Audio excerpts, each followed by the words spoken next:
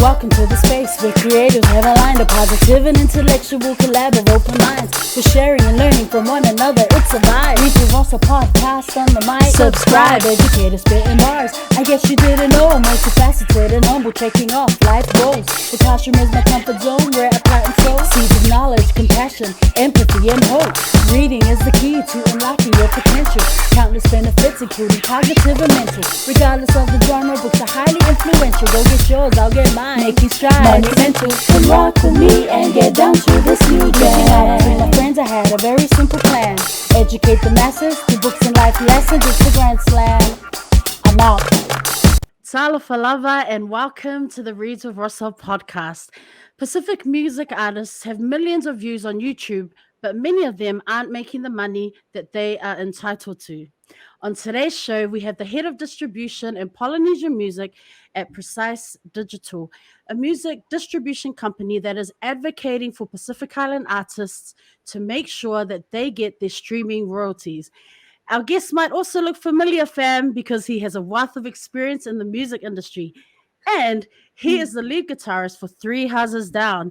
It is my honor to welcome to the show, Josh Mase. Welcome, bro. Woohoo! How are you? Welcome. Good. Thank you so much, sis, for having me. Rosa, for having me So on the good show. to have you here, man. Yeah, it's I know with all the time differences, but I just want to thank you, for all the work that you do. Like, we're always watching your podcasts and your interviews, and thank you for for giving me a chance to even like acknowledging me and thinking about me. That was a beautiful intro. Thank you so much. Okay, so before we get into our talanoa, bro, I like to ask our guests just for a brief introduction. So I'm going to hand it over to you now. Take it away.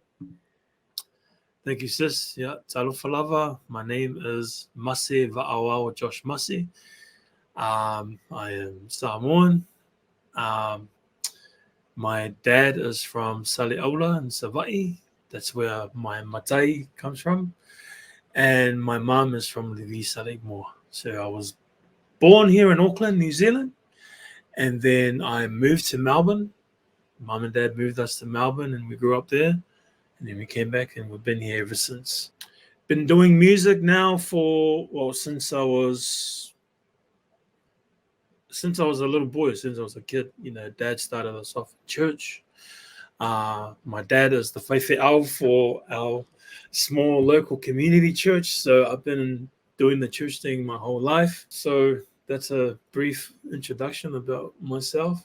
Like I said, it's just so great to have you here because it's not just the music, the experience that you have, as a musician and artist, but just that, the industry, like learning about your rights as a musician, as an artist. And, I always wonder, like, do our Pacific Island artists, do they own their music?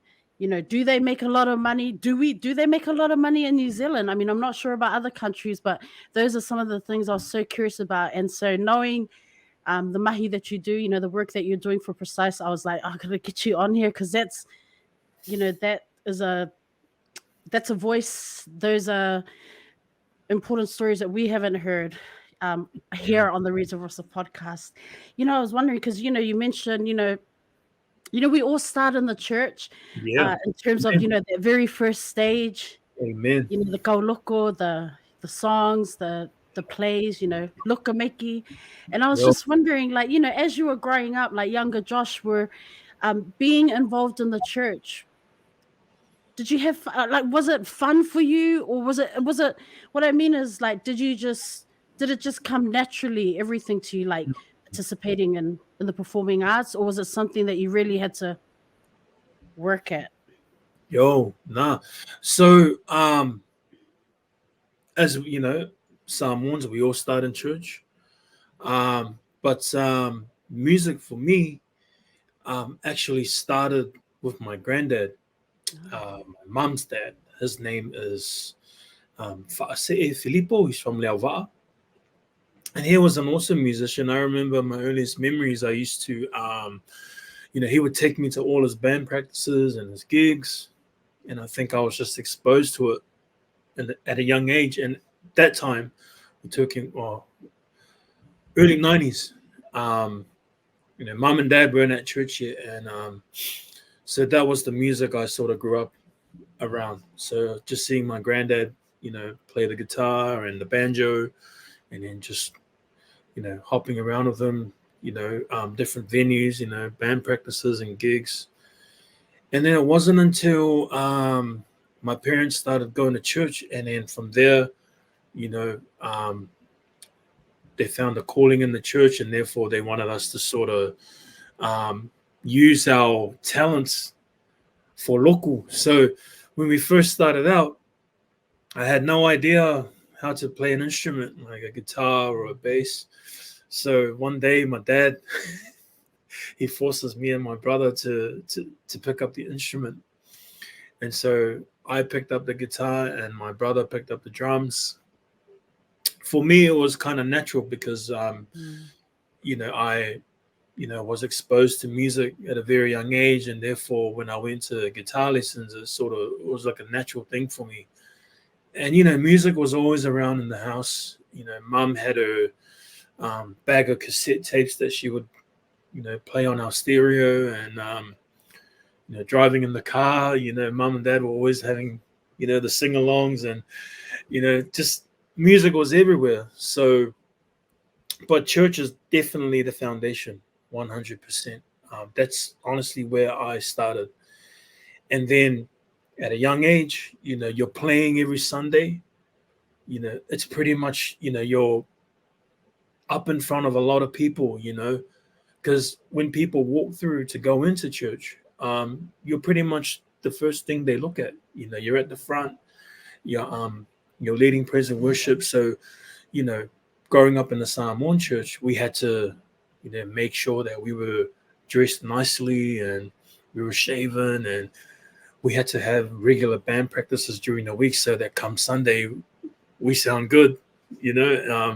So I did that for a very, very long time, and from there I sort of picked up the skill to train my ears, and my knowledge of music grew. And yeah, it was pretty much in church. That's where I started, and then I from was, yeah, sorry, bro. I was just wondering when you talk about, mum had her cassettes and you'd have the yeah, sing-alongs. I was wondering if that was Samoan music, or were you also like, obviously the core is church music, but yeah, were you also being exposed to yo, other music, other languages, or other genres of music yo, outside of the spiritual, definitely. spiritual music? So um, I'll get to my favorite, or the bands that I listened to first. But to answer your question, my mom had a bag of cassette tapes, and it was like cassettes. So this is how I knew ABBA, like Oh, ABBA Gold. It was like the greatest hits collection of all their songs.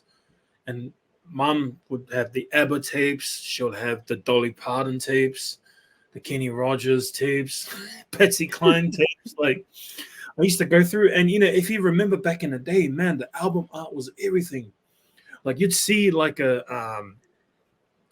like bands like Queen, who have album art that just stands out, and you're like, man, that looks cool. And then when you put it on, it's like, wow, takes you on a journey. So mum had a lot of cassettes. Man, we were exposed to a lot of music back then. Although we had a lot of church music and gospel music, that country and western, that all our parents listened to. But yeah, she had, mom was a bit of a hippie, so she had anything and everything from ABBA, to who else did she have?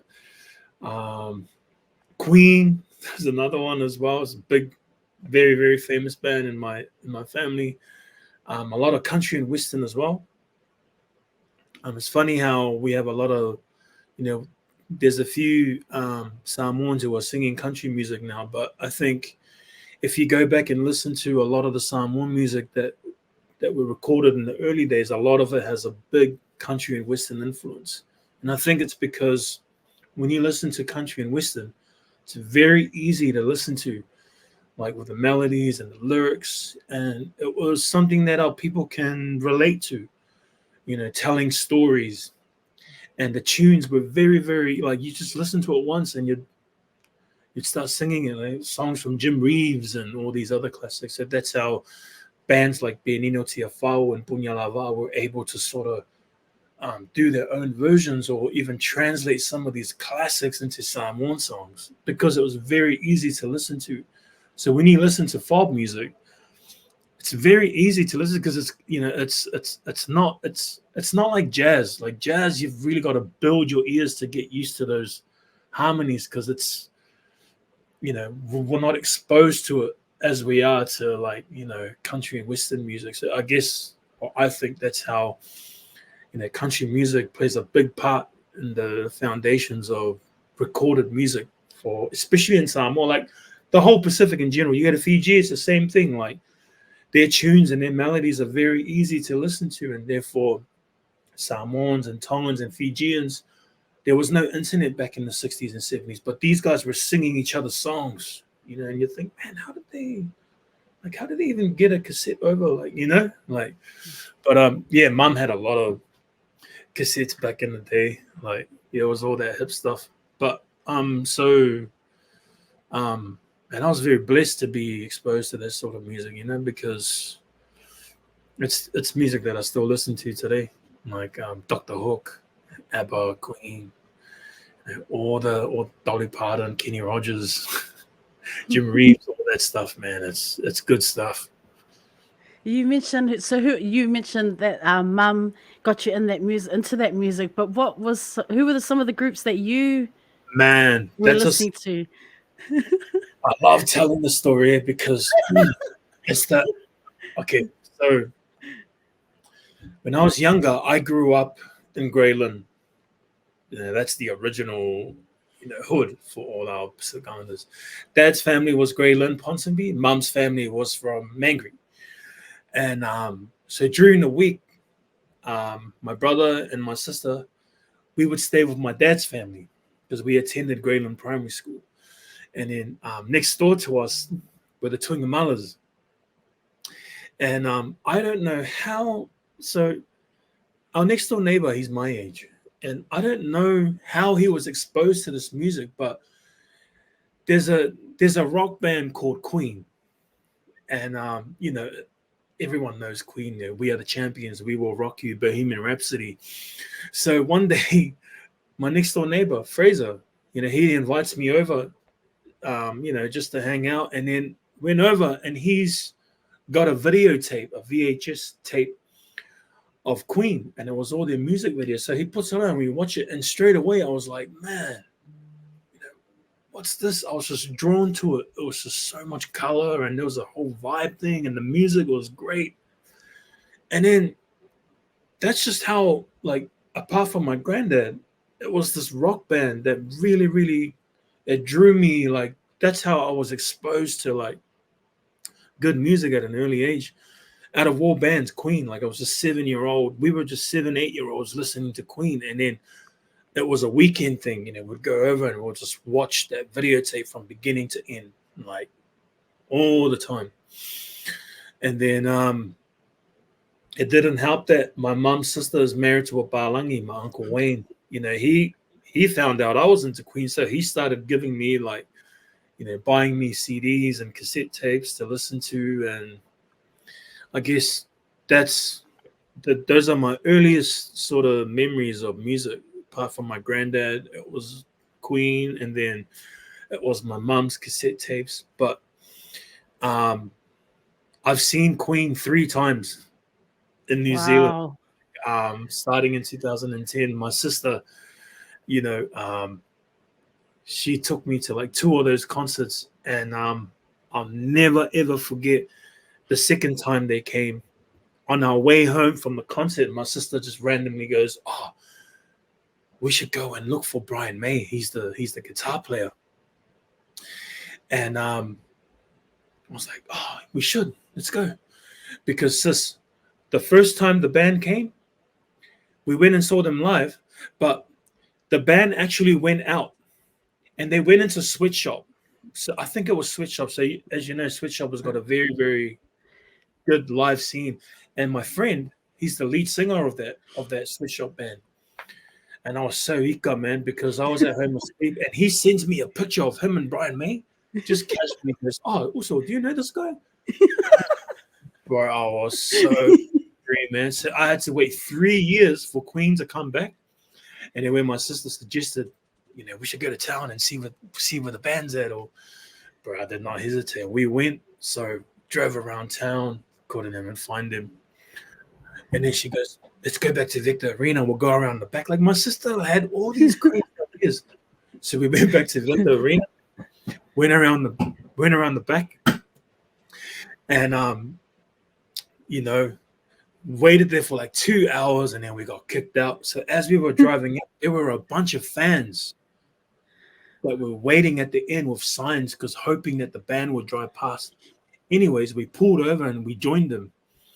And then so we saw the first car come out, and it was Adam Lambert. Oh. He just waved, he didn't stop.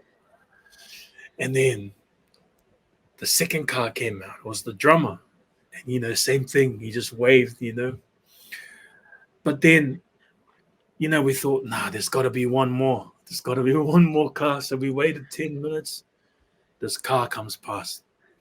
And I know Brian May has real big curly hair. Rockstar's got big curly hair. We thought that he was just going to drive past. He stopped right in front of us. Honestly, one of the most famous guitar players in the world, perhaps the biggest rock band of all time. Now, you can imagine, like, there's levels to the industry, sis. But who are we for this man to pull over? He stopped his Rolls Royce right in front of us. And, bro, I just lost it. I started crying. And I've got footage of it. I'll send it to you. It's crazy as I've got the footage. Like, I'll send it to you, see if you can, like, put it into this podcast. It's crazy as he gets out. You've got little boys and girls. They're not even screaming, but I'm like screaming my head off. Like, this is the man I have been watching since I was 7 years old. Like Brian May. And I just could not believe it. And I didn't even remember much. My sister just said, "Man, you froze. Like she goes, "You're useless, bro. You froze." Like, all the years we've been watching this guy on TV, he's in front of you. You don't know what to ask him. So he shakes all our hand, like he comes and he takes photos, and then he comes around to us, the only islanders there. And then I took a photo with him. Man, that's probably, if I have to choose one moment in my whole music career, music industry, all that stuff, it'll be that one night I got to share like 10 seconds with Brian May, like my absolute idol, and just could not believe it. But when you think about it, like sometimes I'm not trying to say I'm famous, we do go out and do gigs, we play shows, and then when people want to take photos, there are those times when I'm like, oh man, I can't be like, I'm tired, we just blah blah blah. But I think back to that moment, it just makes me go, nah, let's do this. Because I'll never ever forget that. Like that was, or it was I didn't even know what to say. It's just, You know what? Honestly, I'm so glad you said that you froze instead of, because for a minute there I thought you were gonna say I passed out and missed out. I was like, you froze. That's good. That's good, bro. Man, my sister was like, he was talking to you, but you didn't even say anything. I was like, I didn't even know what to say. Like, this guy's like right in front of me. Wow. Like, but this is the man that would, he's literally been in our sitting rooms on our TVs for like 30 years, and then like he's in front of us, But that was probably one of my highlights. Priceless moment, huh? It is priceless. It's very priceless. I can't wait to show you the video. You want to see? I'm so curious now. That is, you know what? That is such a great story. Like, that could be an advertisement or something. I feel like everyone needs to, fam, if you're listening, if you're watching, everyone replay this is a story that needs to be heard, man. Oh man, honestly, it was humbling, man. I'm like, the thing that really got me was just, he he pulled over and Mm. he didn't even know who we were. We could have been like, bad people, but the man just stopped right in front of us. His driver got out, opened his car to his Rolls Royce, and he comes out and he shakes everyone's hands. He takes photos. Do you know how much it is for like a Queen VIP ticket? It's like $1,000, Mm. probably, and to take a photo. Like that's. But yeah, he did it for free, man. I was like, yo. Man, as you're talking, and I'm just hearing so much joy in your story and your voice, and I'm thinking, did you go through like a fashion phase where you dressed like a rock star, like I don't know, like big hair, the tight jean? I don't know what is the fashion of. What do I say? Did you What do go I through that say? phase? Is this one of those moments where you're gonna go and dig photos of me and just put it in the podcast? I Just to need put to me know, the pants bro. and, I mean, did you go oh, through that? Like I don't know how nah, do rock stars dress? Were you that ah, Samoan guy that everyone was like, uh, what does this guy think he is? maybe in my head I was, but nah. I mean, nah, not me. I'm just a simple You didn't guy. have like big hair, like I don't know. I had dreadlocks at one time, but Moana Uh. did not like those. So, yeah, I got rid of those. Nah, man, bro, you should see, when I go to gigs, it's just, just black jeans and a shirt and just play. But I know what you mean. Like, there are like rock stars who go like the Yeah, boots. like hardcore, like So, you know. yeah, and hair and all that stuff. Oh, I do have a question though, because when were you exposed to reggae music? Like, man. where? I mean, man, Yo, yeah. um, it was so. As I said earlier, so I started in church. I'd never ever been in a covers band. The only other sort of experience I had playing in the band was at high school. Was at Matt Roskill Grammar and Dandenong High School in Melbourne, and that was it. So strictly church until 2008. Um, I get a text from John Soqueta, aka Jay Squeezy, who is a very talented musician and artist. Um, he was the guitarist before me, but him and his family were moving to Australia. So he texted me. He gave me an opportunity, and I'm always very grateful to John for doing that for me. And he said, "Oh, hey, 3 houses down, I'm looking for a guitarist," and I was like, oh, "Okay." Um, I hadn't heard of them up until then, and he was like, "Oh, they were a reggae band."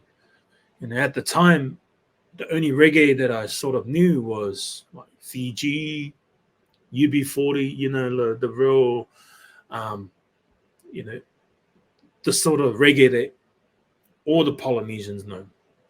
And so I didn't get exposed to reggae music until I joined the band. Um, and from there, I learned to, again, country and Western music, we connect with it because it's easy to listen to. A lot of our Pacific Islanders, Bob Marley's music is very conscious, very, very conscious. And some, and I mean this respectfully, between Bob Marley and UB40, our Islanders choose UB40 every time because it's got the love songs, it's got the lovers rock songs, it's got the cover songs.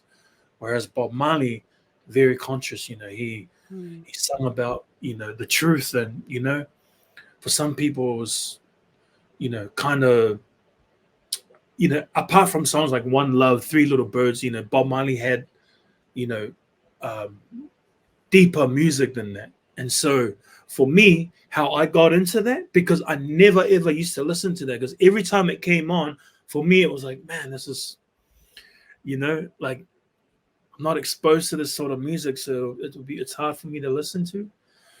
But the way I appreciated it is because I had to learn that music. Because when I joined Mm. 3 Houses Down, we were still like we were just getting over doing the covers, playing in the pubs, playing for 4 hours, 5 hours, and a lot of our sets were consisted of material from Bob Marley, consisted of material from Burning Spear, like Gregory Isaacs, all these roots reggae conscious artists from Jamaica. And that's how I appreciated it. It's because the fact that I had to learn it. And when I started playing it, I thought, man, this music is beautiful. I don't know how you couldn't get into this. So I learned how to play it. I learned the grooves, sang the songs, the melodies, the lyrics. And it's just the same as country music. It was just a generation of people, that had a voice, and they knew how to play instruments and write songs to spread the message of love, pretty much. So country music, telling stories. Jamaicans with reggae music, it's the same thing. They're just telling their stories. And I guess these are the two genres that, one of the two genres that Pacific Islanders gravitate towards because, it's we can relate to it. We have our own stories to tell. So what are we going to do?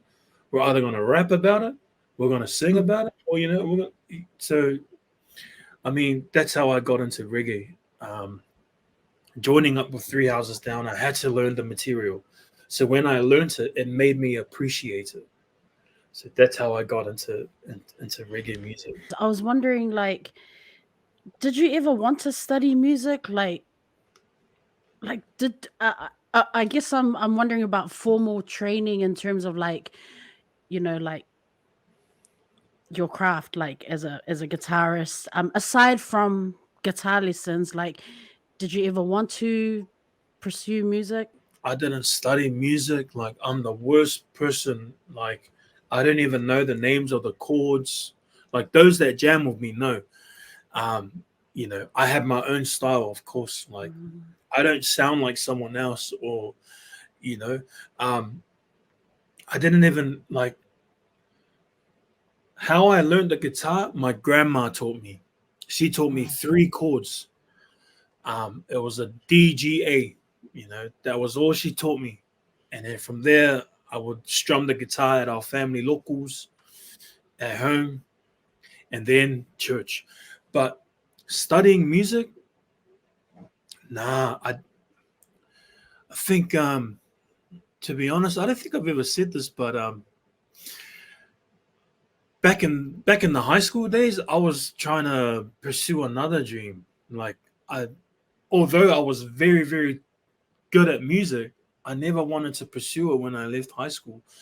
And all my friends and my cousins and my teachers would always like question me, like, why are you not doing music? Because 7th form year, they found out that I was going to study sport and recreation at AUT.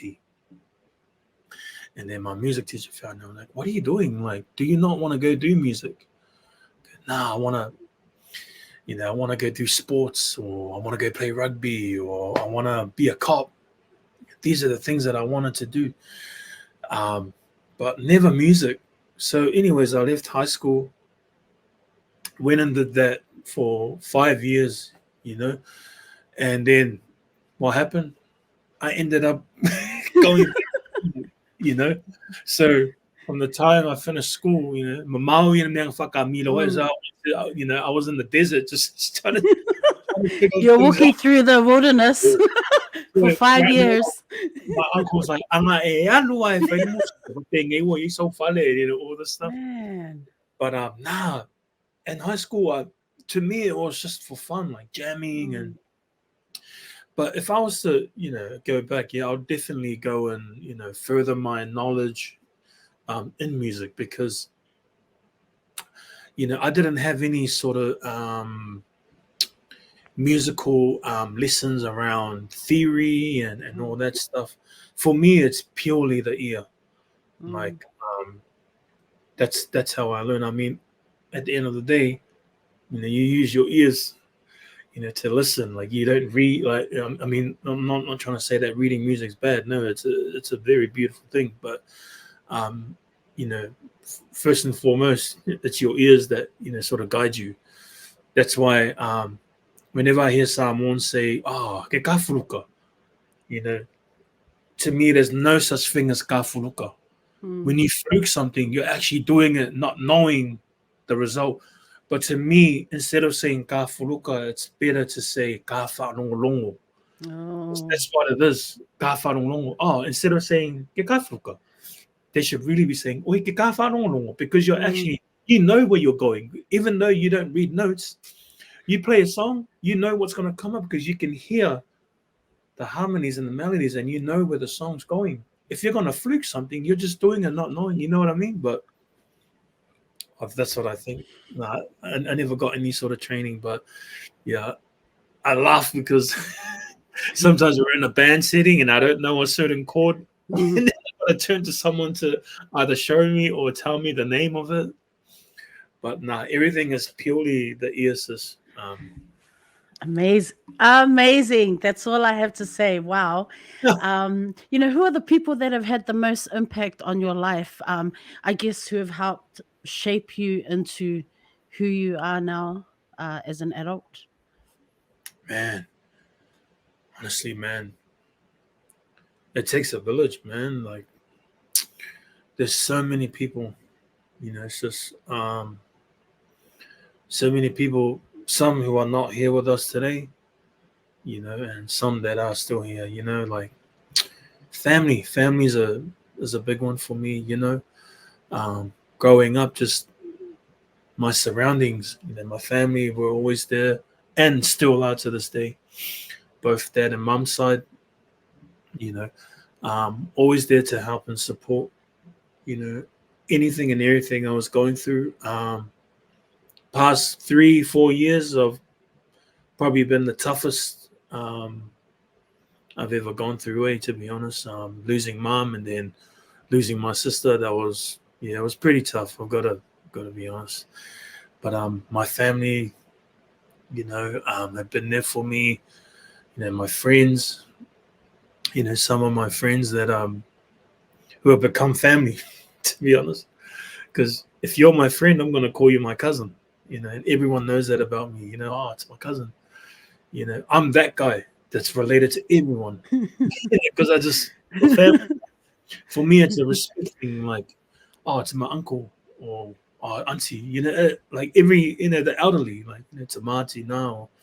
Like everyone I see, oh, hey uncle, or hey auntie. Even though I'm not related, but it's just, for me, it's a respect thing. But family's a big one. Friends, also my wife as well. I've got to mention my wife Moana. As you guys are very close. Um, but she's helped me through some of my darkest times. You know, but she's always been there for me to support me and to encourage me. We all have our days when we're feeling down, and it's always good to have that person to pick you back up and just to encourage you to one day at a time. That's all you've got to just focus on today. When you get up, thank the Lord, man. I'm alive. What can I do today? And if you just take life, just take it one day, you just focus on today. That's all you got to do. Because then when you go, at night to sleep, because you never know, you just never know. So you get up the next morning, it's the same thing. Thank you, Lord. Today, that's it. And then the same thing. Yeah, but yeah, man, definitely my family, my mom and dad, my sister, my wife, um, my grandparents. That's my village, man. Even my friends and my family from Auckland and from Melbourne. You know, um, but I have a lot of friends. Like I make friends of everyone. I'm that person. I know how to adapt to different personalities because I see the good in everyone. You know, um, Friends that I have in Melbourne who are like family. Like I haven't lived in Melbourne for 20 years, but when we see each other, man, it's just you know we just pick it up where we left off. Um, and I guess those are your true friends. I mean, sure, you might have some friends like that too. You don't keep in touch often, but when you see them, it's like, hey, it's just I'll remember this, I'll remember that, or you know, church family is the best. Honestly, like Mm. some people we don't go to church with anymore. When you see them, it's back to the mocking. And I think those are very good for us as just as people, Mm. just relationships, maintaining and sustaining those relationships very important because I'll tell you now, sis, anyone who ever asked me, how did you get to, not that I'm the man, but for me it's simple. I got here because of relationships. That's all it is. I don't have a degree or anything like that. It's just relationships. If you're able to make friends, with people, maintain those relationships and treat people well, it's gonna come back and around. It's gonna come back around. It's gonna take you places to never thought that you'd get to. So I think relationships is a very big thing for me, sis. But definitely, I've had a lot of mentors, and it's not just the one person. There's a lot of people that have a whole village that's helped shape me into the person, into the man that I am now. Let's talk about Precise Digital and this. I mean, this work that this music distribution company you are part of. How did you even? How did you get involved with Precise? Yeah. So Precise Digital is a music distribution, music publishing, and YouTube monetization company. So music distribution is, of course, putting your music and making it available on streaming platforms like Spotify, Apple Music. It also goes onto social media platforms like Facebook and Instagram. That's how you're able to use the audio for the stories. And then music publishing is where we collect publishing royalties on behalf of our songwriters. So we communicate with what's called a PRO. So on this side of the world, in New Zealand, Australia, and the Pacific, our PRO is APRA. So we work alongside or together with APRA to help collect publishing royalties. So that's royalties from original works, so your composition, melody, and lyrics. That's music publishing. And then YouTube um, is a very integral. It's a big part of our business. The reason why I say that is because our founder and our CEO Michael Giles, YouTube is the platform, or it's the very pillar that Precise is founded on. It's the platform, meaning Michael was already, his relationship and his access to YouTube. That's how we were able to see a lot of the problems that the Pacific music industry was having. So Michael had already established a relationship. And from that relationship with YouTube, we were able to get an access into the portal where it's like sort of like a back end access where you can sort of see how everything is monetized. So when I got together with Michael, he showed me a lot of the channels and a lot of the Pacific music that was on YouTube. It wasn't represented. So we got together and got everyone in. So those are pretty much the three main pillars that Precise is is about. So it's music distribution, it's music publishing, and then it's the YouTube stuff. So I pretty much look after the Pacific aspect of Precise, or the Pacific division. A lot of our locals from Tonga, from Samoa, Fiji, the Cook Islands, like the whole Pacific. But how it started, man, this is a story. Sis. You know what? I'm gonna jinx it and say this is gonna be a movie.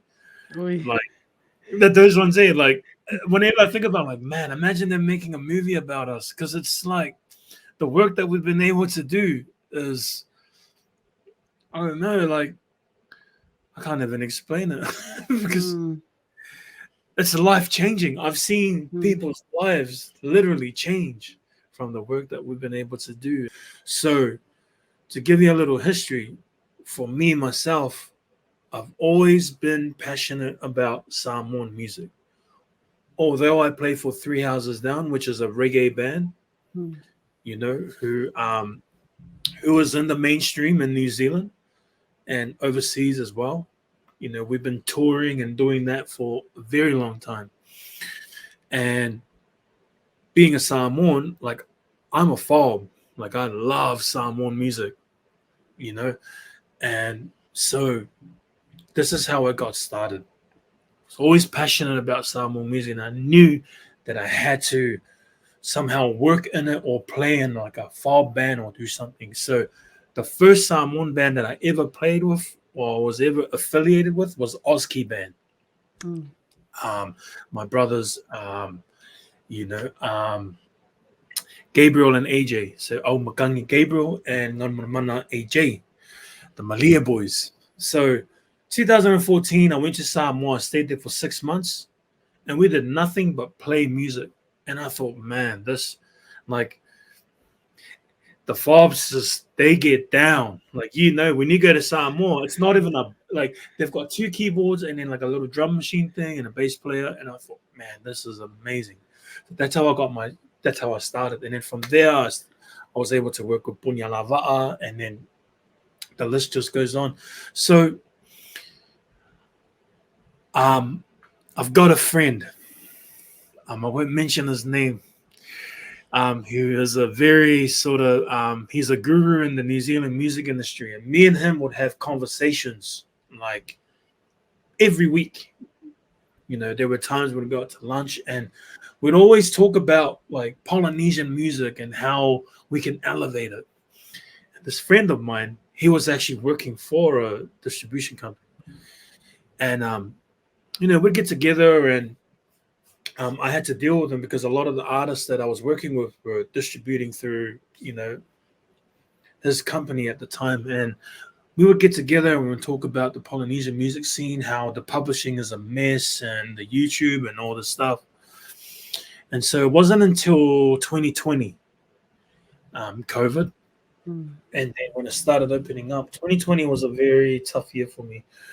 Towards the end, I sort of gave up on music around September. That's when we found out that my mom was terminal, and it wasn't long until she was gonna, you know, pass on. And I thought, man, I didn't know what to do. So I was, you know, I wasn't happy. At that time, I was, you know, my health was declining, and then when I got the news about my mom, I was just, oh, forget it. I didn't even want to be in the band or do music anymore.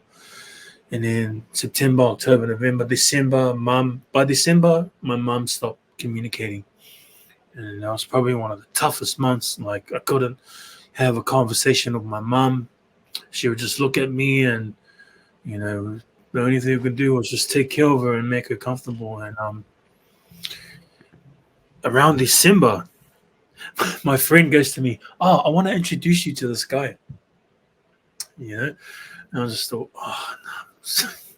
Sorry, I was just not keen, bro. Like, you know, like my mom. And anyways, 2021, December 1st, my mom passes away. And then we bury her. And then a week later, my friend messages me again. He was like, oh, I want to introduce you to this kid. And when he said kid, I was like, aye, silly. Really? Anyways, he puts us in a group email. It was funny. This email just popped up on the photo popped up on my feed. It's been 4 years since that time.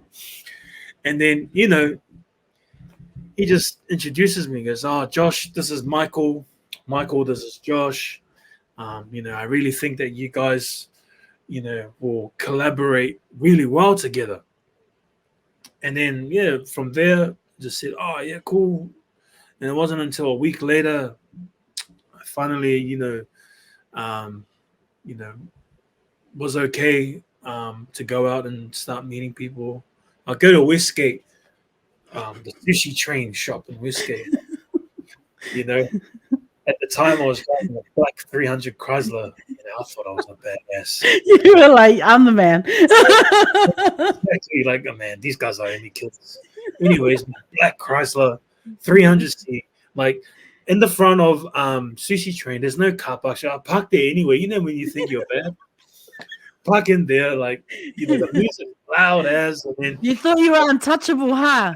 see, I was when Gone in 60 Seconds. Just get out of the car.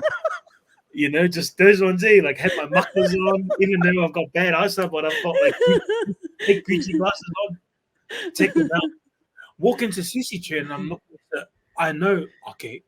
So Andy, my friend goes to me, okay, he's young looking. So I'm looking for a young guy. And so I look around and there's three like potential candidates. three teenagers. So Michael, he puts his hand up like this, but he's not looking at me. He's looking at the table. He's going like this. We had a meeting, like it was literally like 45 minutes. Yeah, that meeting there just changed my life forever. And I'm here now. So that meeting, I met Michael. So I met the Michael Giles, who was the CEO and founder of Precise Digital. He is the guy that started it all back in 2018. And it wasn't until 2021 that's when me and Michael got together and started the Pacific division that really elevated everything. That's how it really grew, you know. So Precise Digital, at that time, you know, they were just focusing on, you know, YouTube channels. You know, they had a clientele base of people from Japan and Europe, overseas, and America. And it wasn't until I got together with Michael Giles, and that's how we started the Pacific Division, and we've built it to what it is today. During that meeting, he said to me, he goes, Josh, there is more money in music now than there ever has been. And I was like, say that again? Because there's more money in music right now than there ever has been in the world. And I was like, hey, how? I've just been in my band for 15 years. We've been touring and playing music. Like, the only way we can make money is playing live. And he just showed me, he just opened up my whole, you know, thing that I just couldn't believe what I was seeing, like the numbers and everything. We were able to see that there was pretty much like there was a hole in the Pacific music industry on digital. Our Pacific people weren't well represented, or they weren't represented at all on digital space. What I mean by that is their music, it was either ripped and put up on YouTube by randoms, therefore they were getting money for it. And then the people, the rights holders, the master rights holders, or the people that wrote and owned this music, they weren't getting those royalties. There was a disconnection there. Or it was other people who sort of understood the distribution game, so they were getting their CDs and putting it through independent distribution companies, putting it up without these people knowing and collecting on it. So there was a lot of that going on. So that when I mean our Pacific Islanders weren't represented, they weren't represented at all, you know. And then so we got together, we saw that on YouTube, you know, and then so when we were able to sort of identify the Samoan artists, so we started off in Samoa because Samoan, some of these Samoans, Michael gave me a list of Samoans, and I looked through the list. It was everyone that I was either producing music for, playing guitar for, touring with, or I had known. So I went, man, this is easy. And you know, he looked at me like, oh. Anyways, I went to work straight away. You know, we started reaching out to Moto Tasi, to Mr. Cowboy, Robin Akari, Tofanga Mike, DJ Dave, all these guys. And then we were able to talk to them one by one. We did it via Messenger, like on Facebook, because it was still COVID times. We were able to get them on a video call and then just call them directly in Samoa. And from there, we were able to explain and show to them how we can, you know, pay them their royalties on YouTube. And then that was going on for a while. We were very successful in getting everyone in. So we just went from Tonga, we just went from Samoa, moved over to Tonga, got the Fijians in. And then from there, we went into Papua New Guinea, got a couple from Solomon Islands, and then it just really took off. That was only for YouTube. And then we sort of naturally found ourselves going into music distribution and then into publishing. how does this happen that there is no representation, or there's no education around it? How does I it? think I think it was just it's a lot of things, sis. Like there was a disconnection there. You know, a lot of these organizations here in New Zealand they have no understanding of the market. And I mean that respectfully. I'm not trying to put anyone down. I'm just telling you how it is. There was no connection from APRA to Samoa. There was no connection from recorded music to Samoa. You know, how we were able to connect precise directly to Samoa, that that's God given. Like it was just supposed to happen like that. Goes back to what you were saying about relationships, the Yo, importance of relationships, building like community, building relationships, right? 100%, man. Honestly, but APRA is a very like those guys, you know, so APRA is a PRO, it's a performance rights organization. They pay our artists and our musicians, songwriters, their royalties for their original lyrics, composition, and melody. So because they do that, no one else does that here in New Zealand, in the Pacific, and in Australia. APRA do it. It's not like America. They've got like 5 different versions of APRA. You know, here in New Zealand, it's just APRA. So we have to work together with them, and that's what we do very well now. So as Precise, we're able to establish and maintain and sustain relationships with organizations like APRA, Recorded Music New Zealand. Why? It's because, remember, our job is to go out, find and collect as much as we can for our musicians and our artists. I mean, it's money that belongs to them. It's royalties that's theirs. It's been generated from their music. So we were able to bridge that gap. So, like I said, we started on YouTube. We naturally found our way, you know, found ourselves getting into music distribution. So we had to build that up. And then we found our way getting into publishing. We had to build that up. So how we were able to bridge the gap. So we located all the original songwriters from Samoa. I'm talking about people like the sunga whainga ya Lale Peteru, Afo Aulalo, Isilo Kisua, Joe Failua, Anisetso Falemoe, Felice Mikaele. You know, these are all the legendary songwriters of Samoa. You know, and we were able to go through and connect with them and say, hey, you know, there's so much that's uncollected. We need to register you guys with that pro so that we're able to collect on your behalf. That's the connection there. Wow. You know, it goes back to the relationship. You see how early I started my work in this? Like as early as 2014, because I knew, you know, like God really put it on me. Like I just knew that I was gonna, you know, I had a calling here because I knew that I wanted to help my people. And I'm so glad that I took that opportunity to go to jam with my Ozki whistles, because that's how I got here. Like, you know, sometimes they tell you to take every opportunity, man, you know, 100%, because, you know, you're going to need that in the future, like, you know. But it's all from relationships, sis. Like, you know, relationship with Punialava'a family, relationship with Ozki, relationship with Tiama.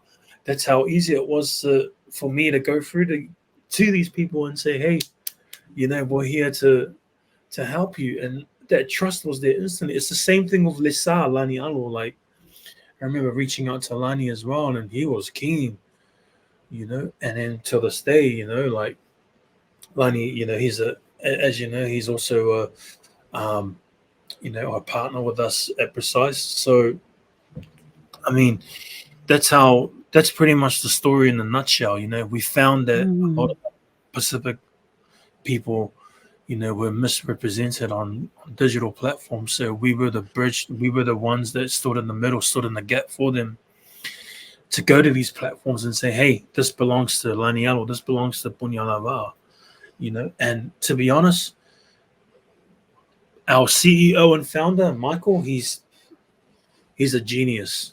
He is honestly he's the brains behind this whole operation, man. It's him, you know, his vision, you know, for our team. The past 3 years, man, has just been an ongoing learning experience. It's been fun, you know. like everything else, you have your ups and downs, especially when you're in a space where you're still figuring things out. I mean, you'll never ever in this music industry, it's never a time where you're like, nah, I know everything. Mm. Things are changing, people are changing every day, so to try and keep up with the times and what's going on around you, it's pretty tough. But Michael was the one that identified it, you know.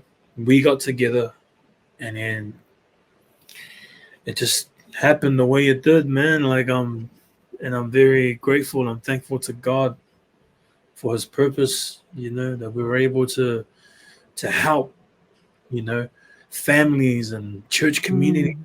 I mean, Ifakasa TV is one of our partners too, and meeting with with all those guys at Mailua on a monthly basis, discussing ways that we can sort of help optimize and grow all their stuff on YouTube.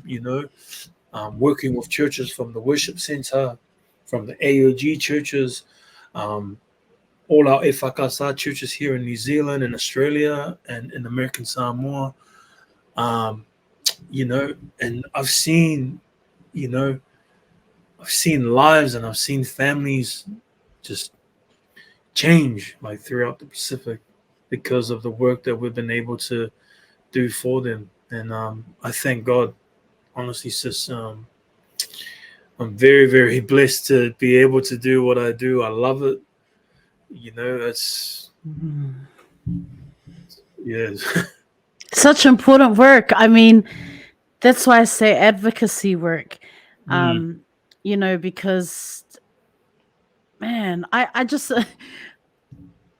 like if it weren't for Precise doing this work, I imagine many artists would go years and still not know that they're owed this money. And it's like, yeah. for some people it's their livelihood, or it's an art form that they've put it's their creative art form, they've put so much passion and dedication into it, but are not reaping those benefits. People will be like, oh, it's not about the money, but in this state it's like one's livelihood is not, you don't mess around with that, because like you say, families are involved, and it's Mm, just such important work. Like, yeah, like I said, I'm always wondering about, you hear a song and, oh, who wrote that song? And then, oh, I wonder how much they get from that, like yeah. royalties, and are people getting what is due to them? Like, I just think it's fantastic, like Mm, what you guys are doing. And all I can say about that is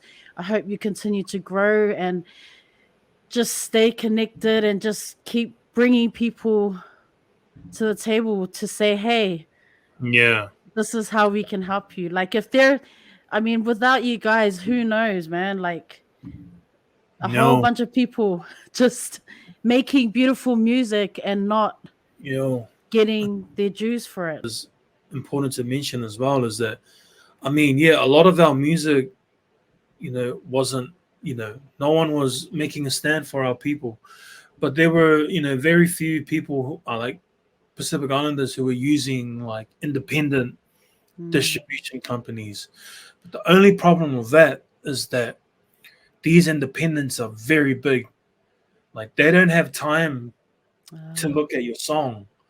Like for them, it's just, oh yeah, we provide a service. Cool, it's $40 a month, and then Oh. yep, we'll get your song. We'll push the button and it goes up. Like there's no love, but Mm. you've got to, there's no There's love no shown. nurturing of Exactly. the no nurturing, right? They There's don't. none of Yeah, man. that. Like, A lot of these to other independent distribution companies, they don't understand our music. Like, there's no mm. one there to understand the market. Whereas Precise, it's like, I got a song. Oh, cool. Yo, have you tried this? Or maybe, DJs. Now, before Precise came along, DJs got a lot of hate, especially Oh. on YouTube. We've figured out a way to turn that around and use it to our advantage where the original artist works and the DJ gets a little bit for his remix. Ah. Little ideas like that because you've got to you've got to be creative in this industry. You got to figure out ways on how you're going to grow the music, Mm. push it to as many people as you can, and then try and figure out ways on how to,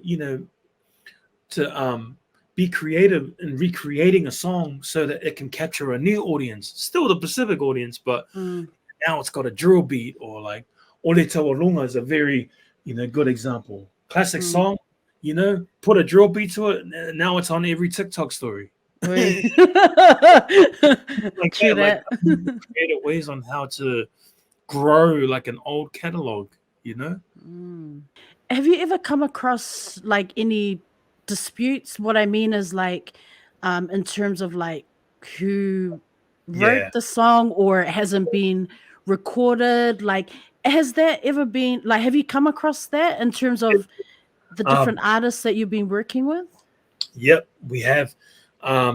But I wanted to also mention that's a good question to see how you just so on YouTube. I want to explain this in the simplest terms so everyone can understand because it's very difficult. So on YouTube, right? Um, as you know, a lot of our Samoans like to do covers, Mm. right? So anyone can go and record a cover, recreate the instrumental, put your vocal on it, put it on Spotify and YouTube, and make money on it. So our Samoans were doing that. Like they knew to go and record covers, or they'll go and write Samoan versions to an Adele song or a Westlife or a Backstreet Boys song. So when they were putting these songs up on YouTube, it'll always get a copyright claim, and which is fine. But a lot of these big companies were claiming the whole song, including their recorded version, which they shouldn't be. So then that was a problem. So if you can imagine, for a long time, our people would just go up, they would just record their versions or their cover versions, put it up, and then they wouldn't make any money on it because a lot of these companies will be, they'll be slamming them left, right, and center with copyrights. They should only be getting the copyright on the publishing side. They shouldn't be copyrighting the master recording as well, because our people have physically gone to recreate the instrumental, put their vocal on, and then put it up. So what we were able to do is we were able to dispute it on their behalf, and then we would bridge that gap, and then we would dispute on YouTube, and then go to these labels or these organizations and say, your claim should only be on the publishing. You shouldn't be claiming the whole master because so and so have gone and re-recorded it, and therefore they're allowed to put it up and make money off it. And then we would resolve it that way. But for a long time, if you can imagine, our people, they didn't have the knowledge to go and dispute their claims like that. That was the dispute. So that was dealing with companies. But in the Pacific in general, I mean, yeah, we get that all the time. Like a lot of the people, or a lot of, especially the songwriters, like, you'd have someone has written like a Samoan version of a well-known English song 30 years ago. And then now someone else has written their own Samoan version to that same tune. And therefore there'd be like a like a misunderstanding there that we would have to sort of stand in the middle and again try and resolve it. But because it's not an original tune, both are Samoan versions to a well-known English song, so therefore it's still considered a cover version. It's not an original, meaning although it's Samoan lyrics, they can't collect publishing royalties on it. So the publishing royalties for your version will go to the original songwriter, if that makes sense. Or maybe That's yeah. I think that might be a little bit complicated, but it's No, not at all. I think no, I understand, but I'm just like thinking, whoa, like man. That's a lot of work. That's a lot of work. it's what, if you're Samoan and you're watching this, or if whatever do you know what? It's not a Samoan thing. If you write a Samoan or Tongan or Fijian version to a well-known English song, it's not classed as an original song. It's a cover, because although you've translated it, the tune and the composition and the melody is not original. So therefore, you can't claim publishing royalties on it, if that makes sense. You can only claim publishing royalties on original works. So Alo Yo Favor, good example. That's an original song. It's an original tune, composition, and melody. And Lesalani Alo owns the master recording for it. So therefore, it's like a 360 deal. He collects on everything. So he'll be collecting the streams from digital, from YouTube, and then APRA will be paying him the royalties for the original song, because it's an original song with original lyrics and composition and melody, right? So that's an example I can give you. So I was just wondering, bro, like listening to what you're sharing, have you ever come across artists who, talking about the whole 360, but then they just don't own their masters? Like they've got all the other boxes ticked, but don't own their masters. Like, what do you do in that situation? Like, have you fought some cases like that, or is it a very sensitive kind of subject? That's a lot of digging. It's a lot of digging on our part. I mean, there's a lot of research that we've got to go, and a lot of questions and a lot of people that we've got to sort of find and ask questions and see what the deal was. But we deal with that all the time. I mean, we have people that don't even own their masters and publishing, and it's just starting pretty much starting all over again, so and we have guys that sort of have ownership, so their masters is like shared with another sort of company or other people. We got guys that that own their masters but don't own their publishing, or they own their publishing and don't own their masters. It's very tricky, but it's one of the things that I sort of try and encourage, especially our Pacific people.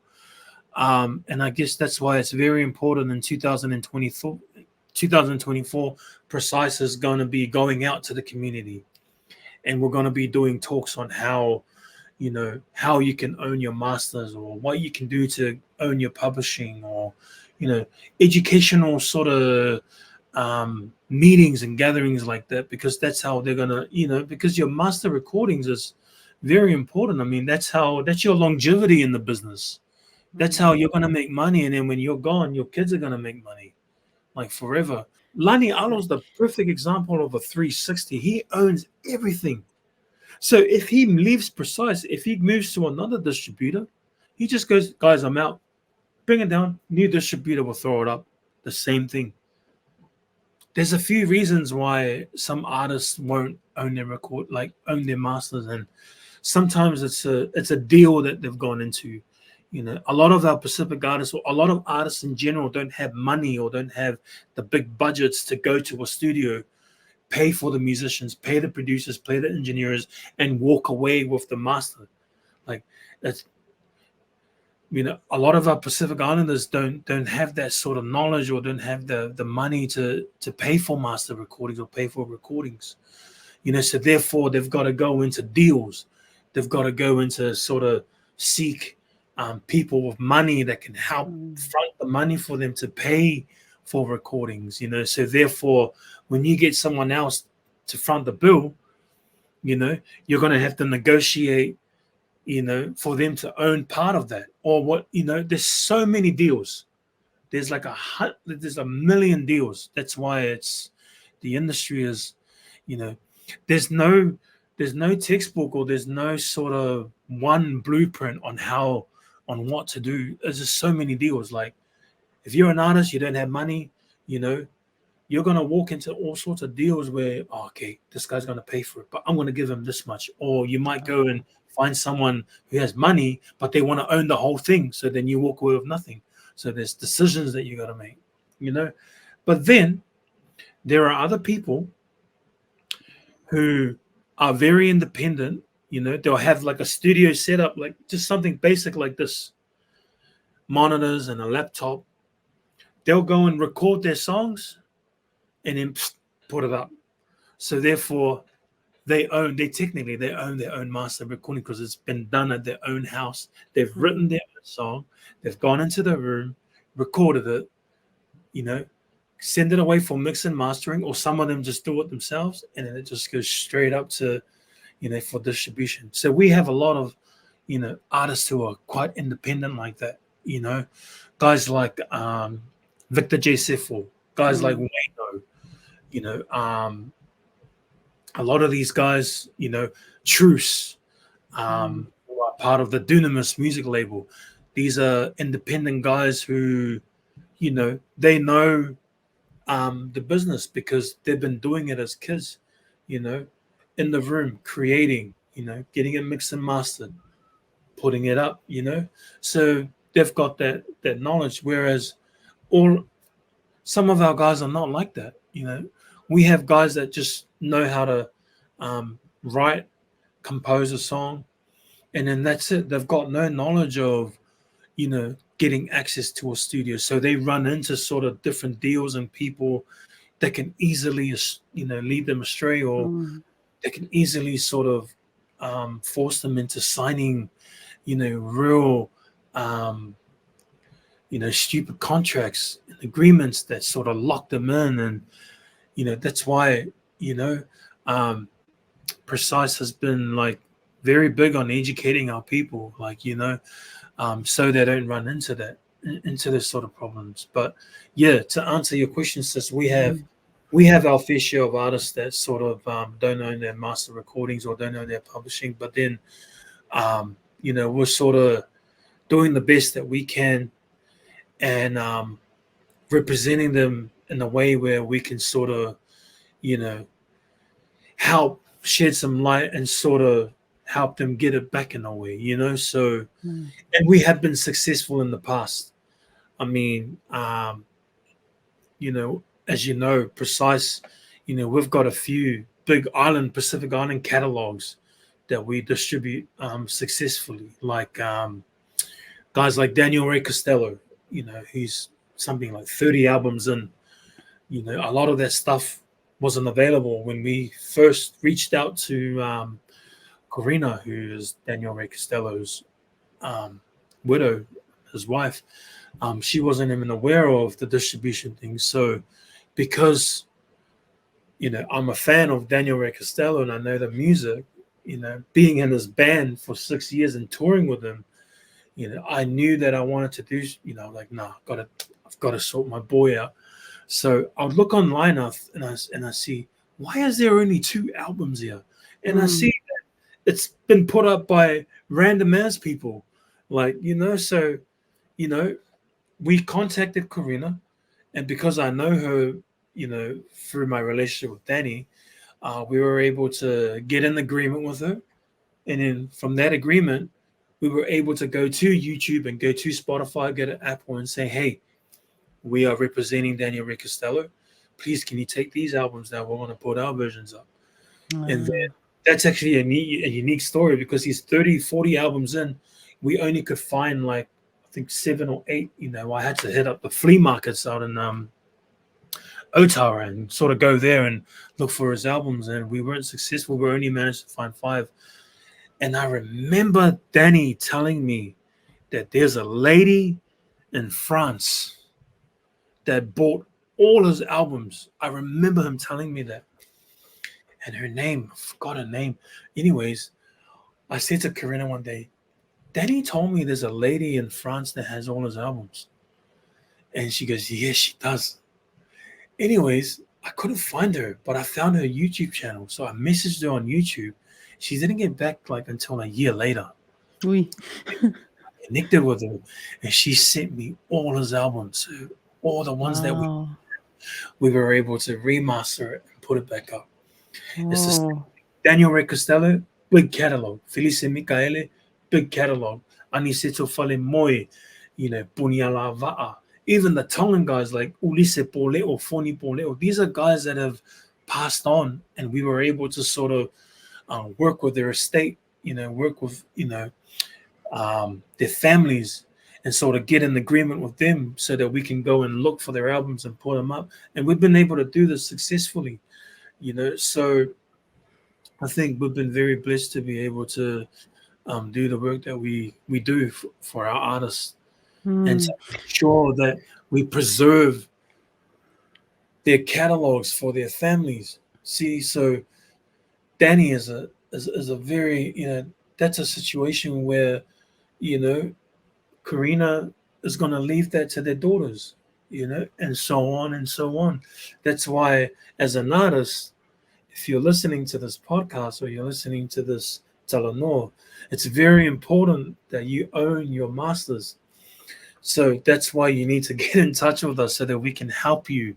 There's a Mm. lot of funding available now where you can apply in New Zealand, and they give you money to go and record your music and record a music video. At the end of the day, you just got to show them the budget and the receipts, and you keep them. You walk away with the master recording. Mm. Masters and publishing, it's a two-sided coin.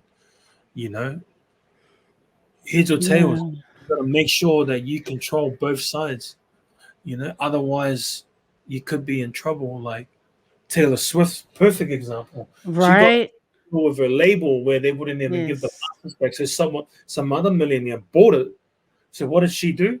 She went and she re-recorded the whole catalog. Yeah. She went in and did her own versions of his songs and then distributed it.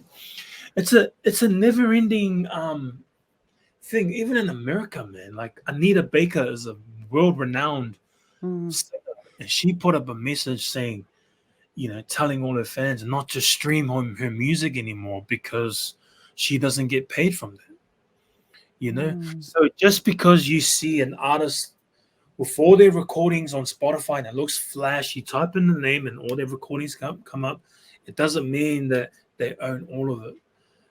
So it really depends on the situation. But I think as creators and musicians and as artists, I think it's, we owe it to our people. We need to educate more. Like we need to get out there and do the community work. We need to go and do some groundwork with our, with our church communities, with our just artists in general, Pacific artists like mainly, because they need to know about like a lot of the ins and outs of the business.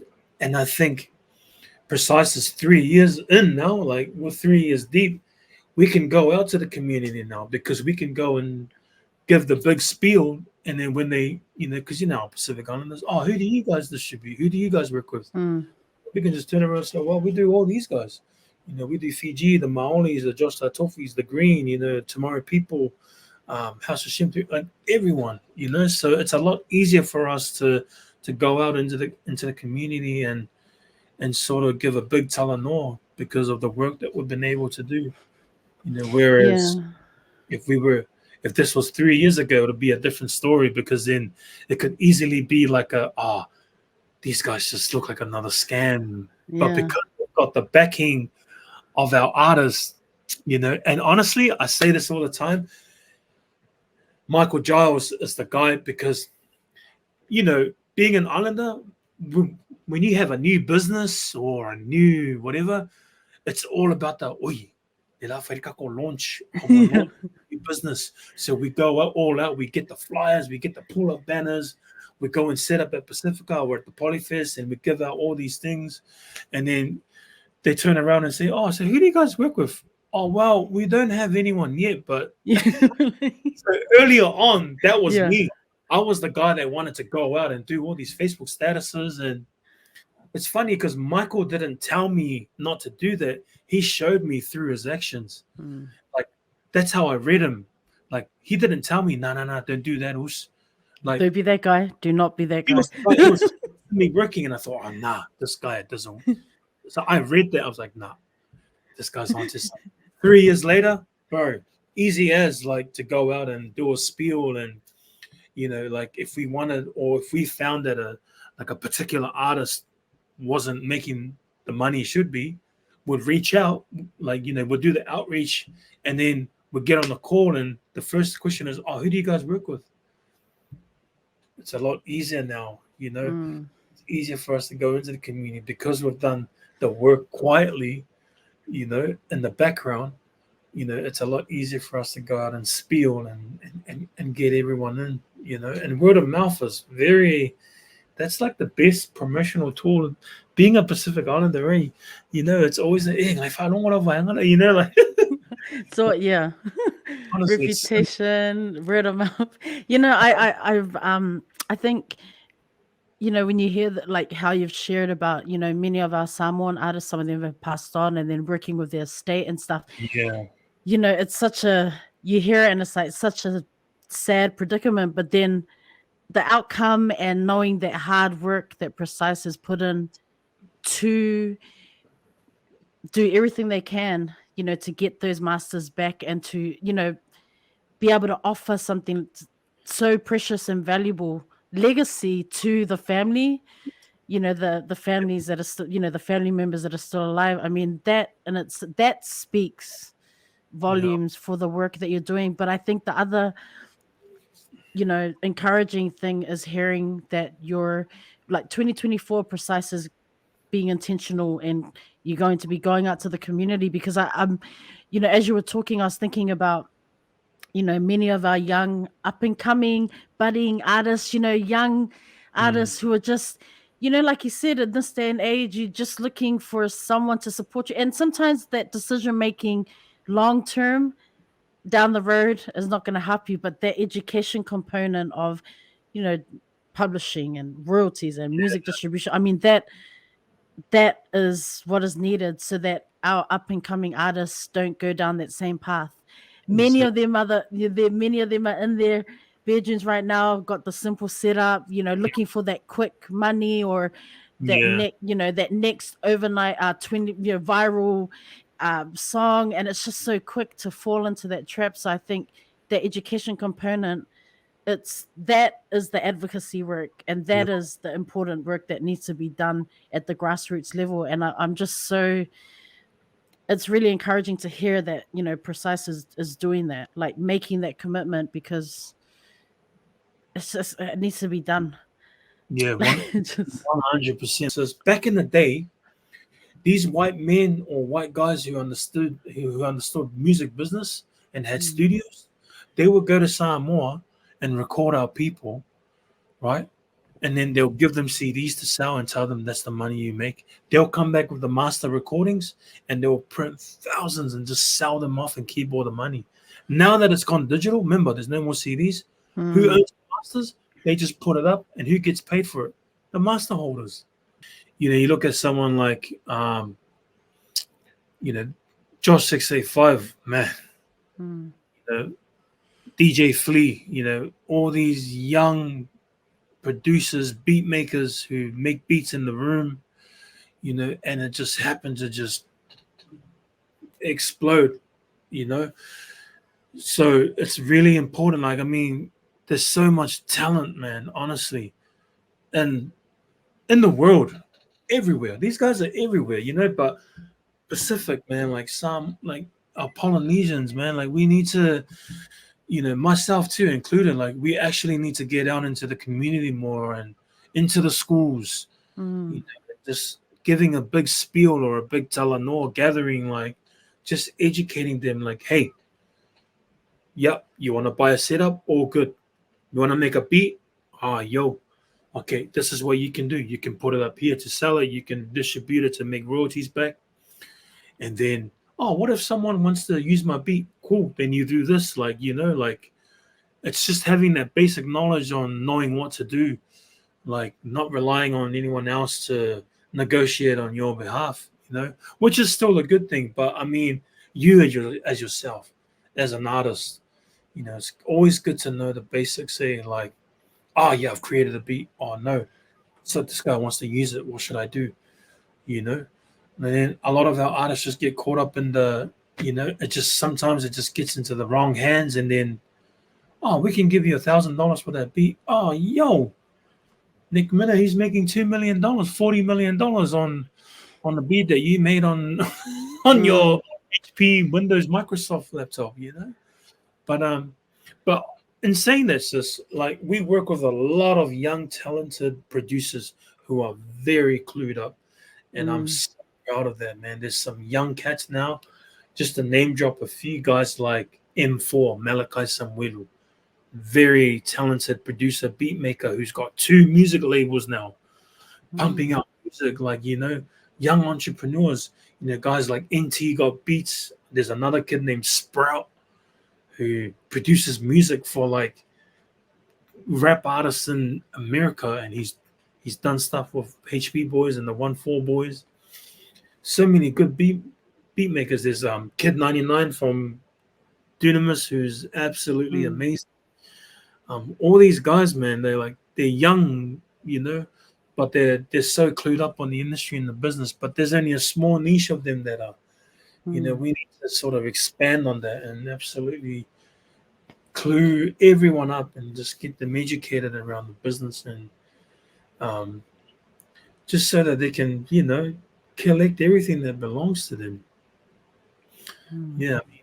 In saying that too, like we've also come across some some big sharks, who have been around for a long, long time and just still continue to, lead our people astray. But we'd like to think that we're the ones that are, trying to sort of shed some light on a few things that will ultimately get them owning their own recordings, their masters, and their publishing. Because like I said before, that's your longevity in the business. Especially in New Zealand, we can help change so many lives. But then again, it's because the industry is very small, you've got a few people at the top that just want to sort of have their hands in everything, and therefore our people miss out on what belongs to them. But yes, this one of the one of the things that I'm very proud of is the fact that we've been able to work with our artists who have passed on, and it makes me very happy to know that their families are taken care of. I also want to say, I don't care what sort of artist you are, whether you're seasoned or you're just starting out, we want to help everyone. All you got to do is just hit us up. Bro, we started off in Samoa, man. This is locals in Samoa, taking care of their families from their music. These guys, some of these guys are I can't give out figures and numbers, but some of these guys make more than doctors and lawyers in Samoa. Honestly, I'm sure BSP Bank and Samoa Commercial Bank and ANZ over there are like, why the precise digital YouTube royalties in Mase. They probably think it's a scam, but I'll never forget. Mauto Tasi was one of our first clients. Now, props to him. We were nobodies, man. He signed to us. He took that leap of faith. We went to pay, for me to call him, he had no, we had to top his phone, and get some internet to talk to us to receive our call. So Michael tops him up, and we get on the phone, we talk. Yeah, he was cool. He signed it electronically, and then the first month we went to pay him, he FaceTimes me, and he was teary-eyed. The man was just thankful and grateful, he made something. So, he was real teary, and it sort of made me teary as well. Anyways, he hung up. The next month we paid him again, and then he calls again. Goes, he goes, so, you guys sent me money again? Okay, because it's every month. And he goes, oh, really? Bro, from there, he just started, recording more and, sending us the songs. And here was another example. Remember how I told you about Samoans who sort of understood the distribution game? Moto Tasi's albums was uploaded by someone else. They were making money on it. So when we signed an agreement with Mau, we were able to get that back for him. And Mau's not the only person that we did that for. We were able to do the same for Mr. T, for Sipso, for Man. Vanya Toloa. You know, we were able to do that for Ben Vai, you know, everyone. Um, you know, there were just a handful of people that understood the distribution game, and they went and sort of put other people's music up and was getting paid for it. You know, so when we saw that, I was like, nah, this looks fishy. So we had to physically go and look for Mr. T, look for Sipso, look for Vanya Tolo, all these guys, and then sort of get an agreement with them, because that's the only way that these platforms will allow us to go to them and take it down. Then we can put our versions of the music up. So Man.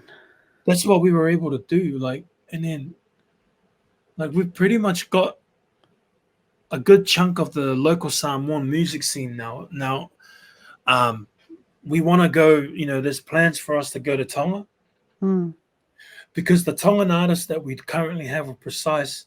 They're mainly Tongan artists that are outside of Tonga. So it's like Three Houses Down, Josh Tatofi, Blackberry, Connects, you know, Folau, Joe Malafa. These are all Fee Joint. These are all successful Tongan artists who, you know, live outside of Tonga.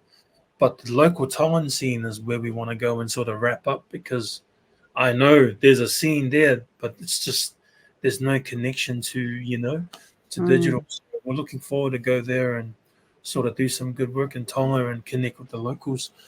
But Samoa, yeah, it's pretty much the foundation that set the whole platform for Precise, the Pacific division of it, you know, and you know, it's special because, you know, it's, I mean, it's the heart of Polynesia, man. Come on.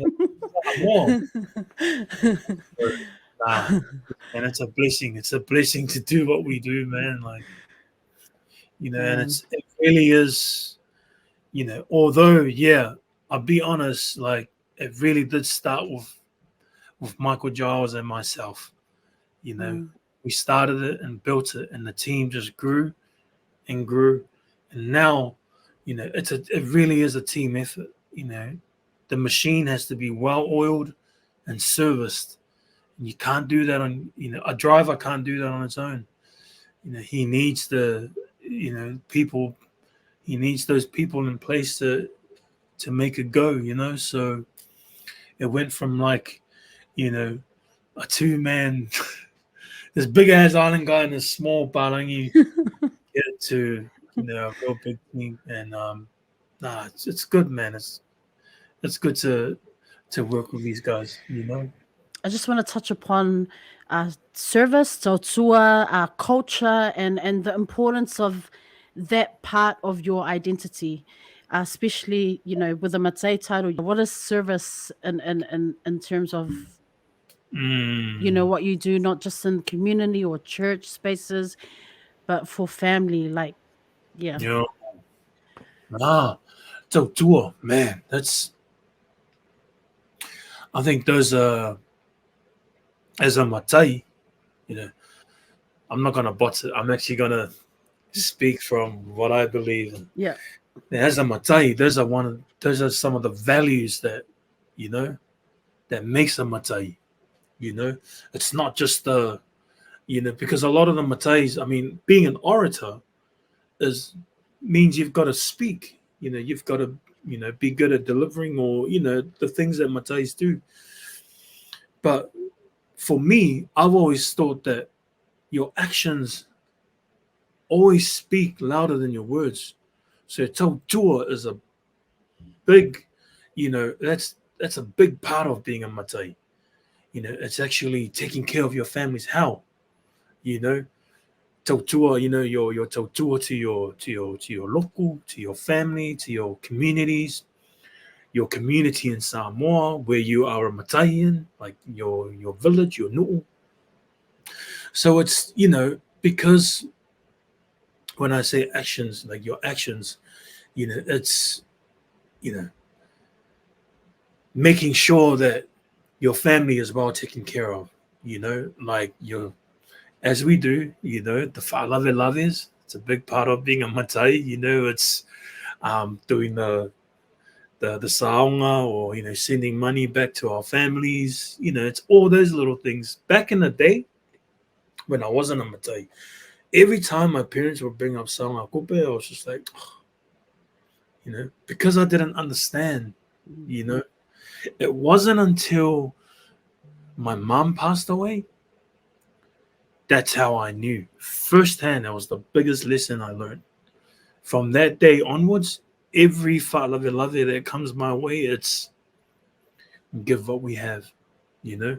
Whatever you have, just put it together and give it with love. But before that, I was so against it, only because I didn't understand. But now I do, like, because you should have seen it. It was like when my mom passed, man, my whole family came. People that I hadn't seen in a long time rock up with gifts and money, food. Really felt the love. And from then on, I thought, nah, listen for me, man. I really, really need to do my duty as a matai and take care of my community, my church, my family, communities in Samoa. So, tautua, it's being able to provide for your family, the service that you provide to your family, making sure that everyone and everything is well taken care of. Well, I think is a lot more important than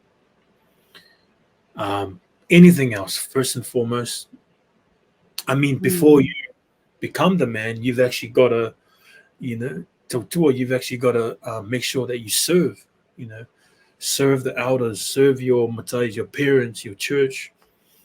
Well, that's what I think anyway. But to me is taking care of definitely your family, church community, your communities.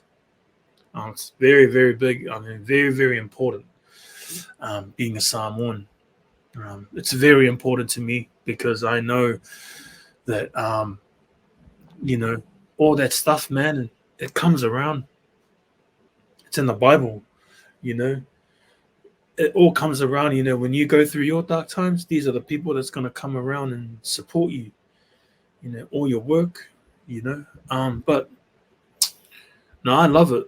But before that, man, honestly, it was only because I didn't understand. But I think there's a whole generation out there that also don't understand what tautua means and what it means to to tautua lotu, to tautua hainga, family. I mean, the more we get out there and raise awareness of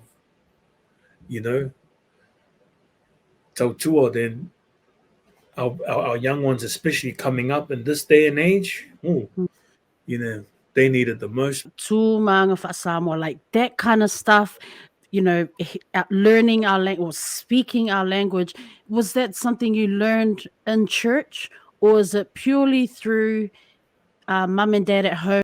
It's a good thing you asked that, sis, because honestly, okay, my family, my mum and dad, my brothers and my sister, so my parents are both full Samoan.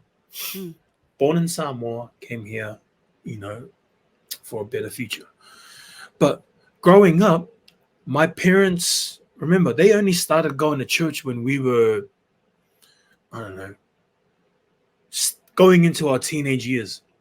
So that whole time, mom and dad were doing their own thing, hanging out with friends and parties and all that.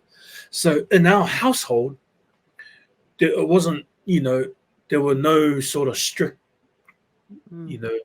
like make sure you wear ear or all this stuff, like the stuff that is taught at church. Like, yeah, but I buzz out because my Alpha Samoan is very good. Like even the Samoans that all our clients that I talk to in Samoa, I mean, because English is a second language to them, so I have to communicate to them in Samoan, and so my Samoan is very. Although I don't know the oratory, those sort of levels, but I'm pretty good at speaking and translating, to our Samoan people. So I think it was just because mum and dad spoke Samoan to us. Like, because both my parents were born in Samoa, so English again is a second language to them. Mum and dad came here. They weren't too flash with the English, so when we were born, they were speaking Samoan to us. And I think as we grew up, when we got home, it was it was Samoa. Although we spoke English to each other like our siblings, but I think you know what, the other thing too, it's the time that we grew up in, because right now I have uncles and aunties that can't speak Samoan at all, but they went to school here in New Zealand in the 60s and 70s. Now, when they came over, it wasn't cool to be Samoan or speak Samoan, like in their schools, like even our Maori people as well. Like it wasn't, I didn't even think they were allowed to speak Maori or Polynesian in schools. So I think for them, that's why the language, they kind of lost it, because it wasn't cool to be Pacific Islander back in the early 80s, 70s. But when we came along, man, honestly, like my generation, like when I grew up in high school, like these New Zealand borns were fobs, man. Like, we had like Samoan group, the Polyfest, and all that stuff. And that was cool. Like when I came back from Melbourne, man, there were kids like wearing jandals and ear lover lovers. And I thought, man, wow.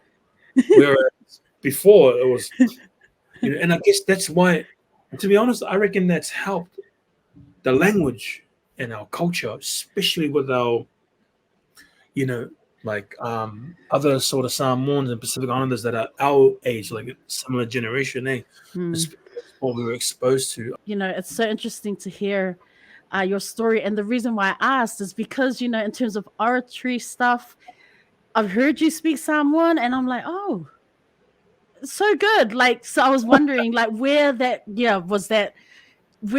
all came from, like in the home. But then to hear your story, it's like, wow, you should be proud. Yeah. That's the moral of that question and story was like. Everyone has that one, because I did. My dad's elder sister, my auntie Lupe. Everyone's got that one auntie when you get to gatherings, and if she hears you speaking English, you're like, shh,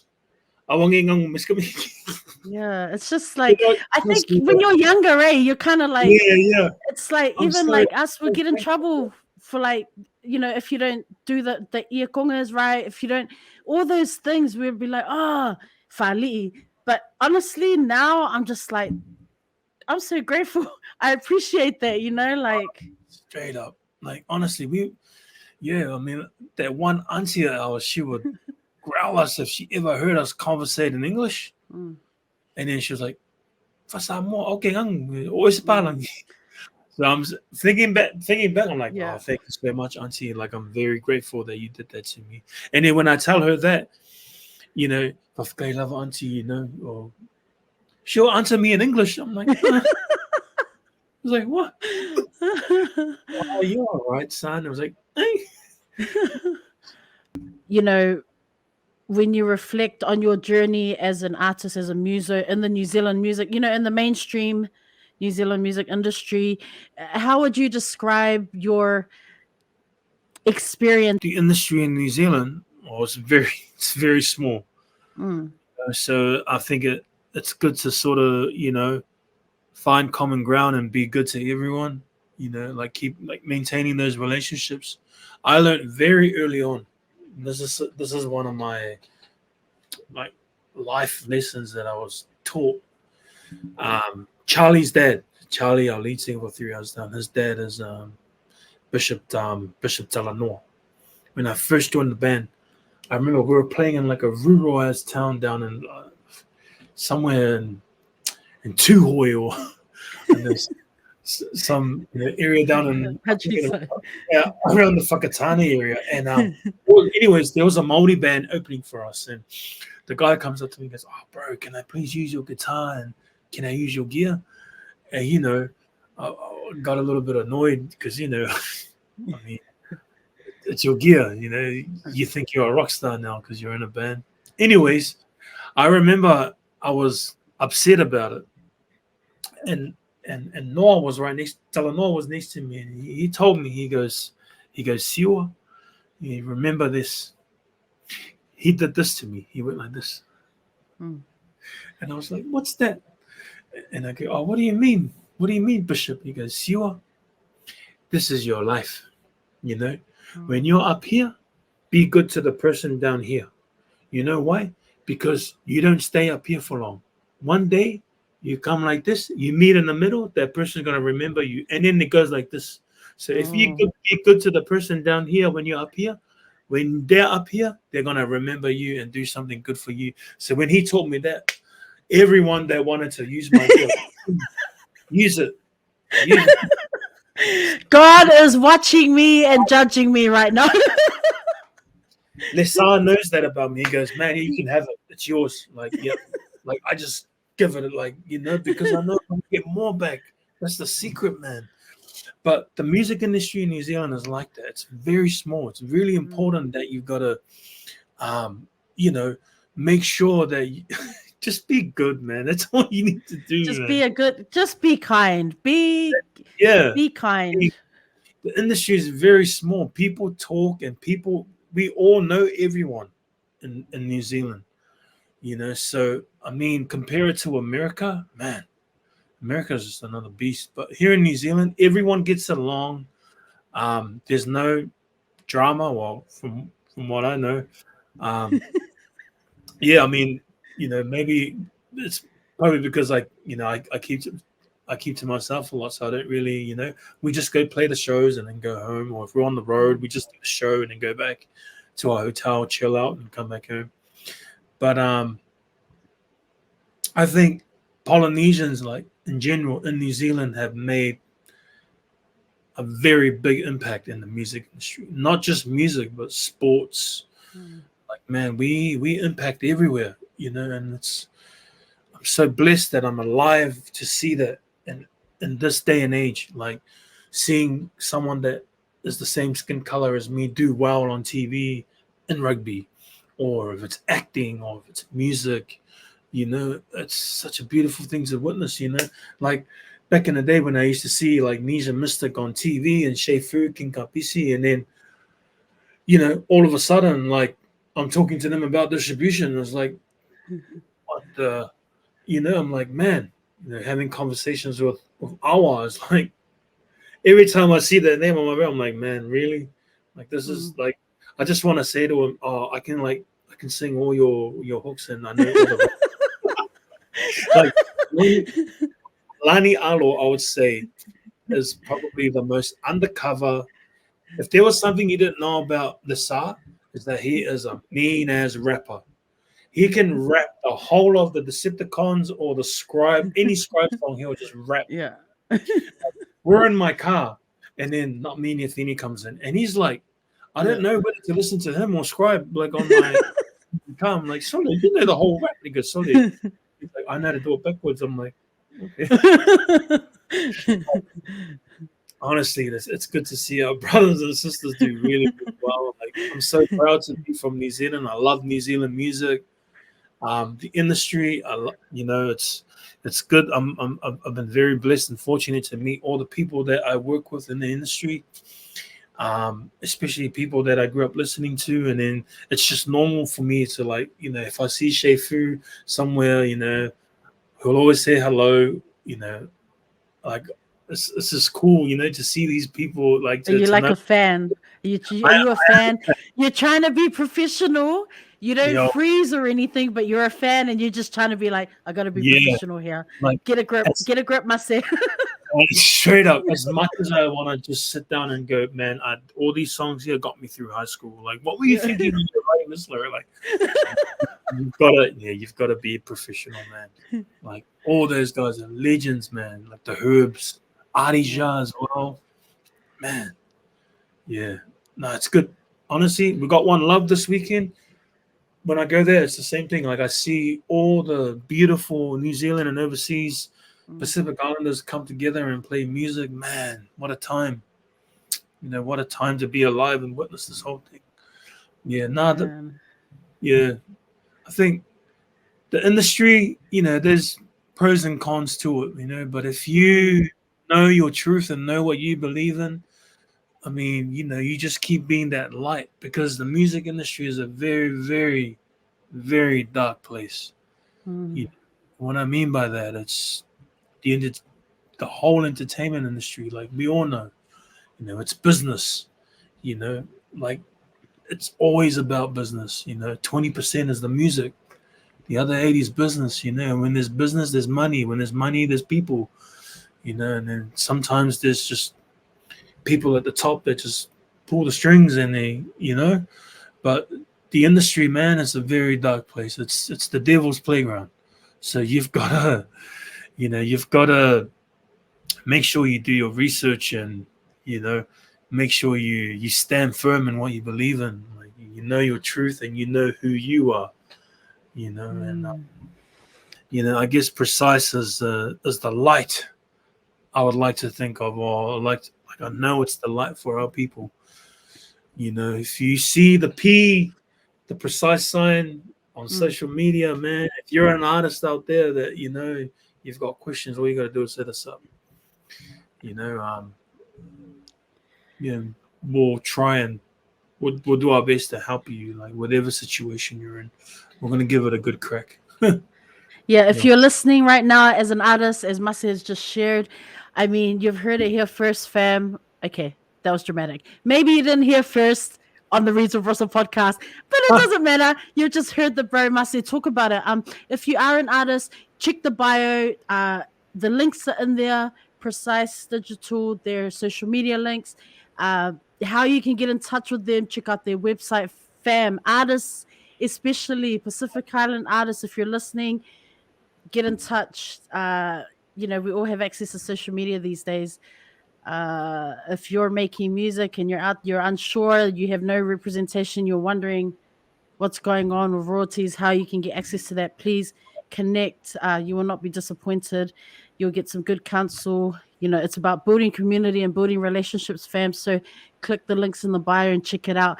You mentioned One Love, and I was wondering, Mase, 15 years in the music industry, what are some, this was probably a hard question. What are some of the favorites in terms of festivals or concerts where you've played? Like, do you have a favorite, one that stands out in your mind, or is there's just too many? Yo, I mean, in 2009, we've been touring America since 2009. So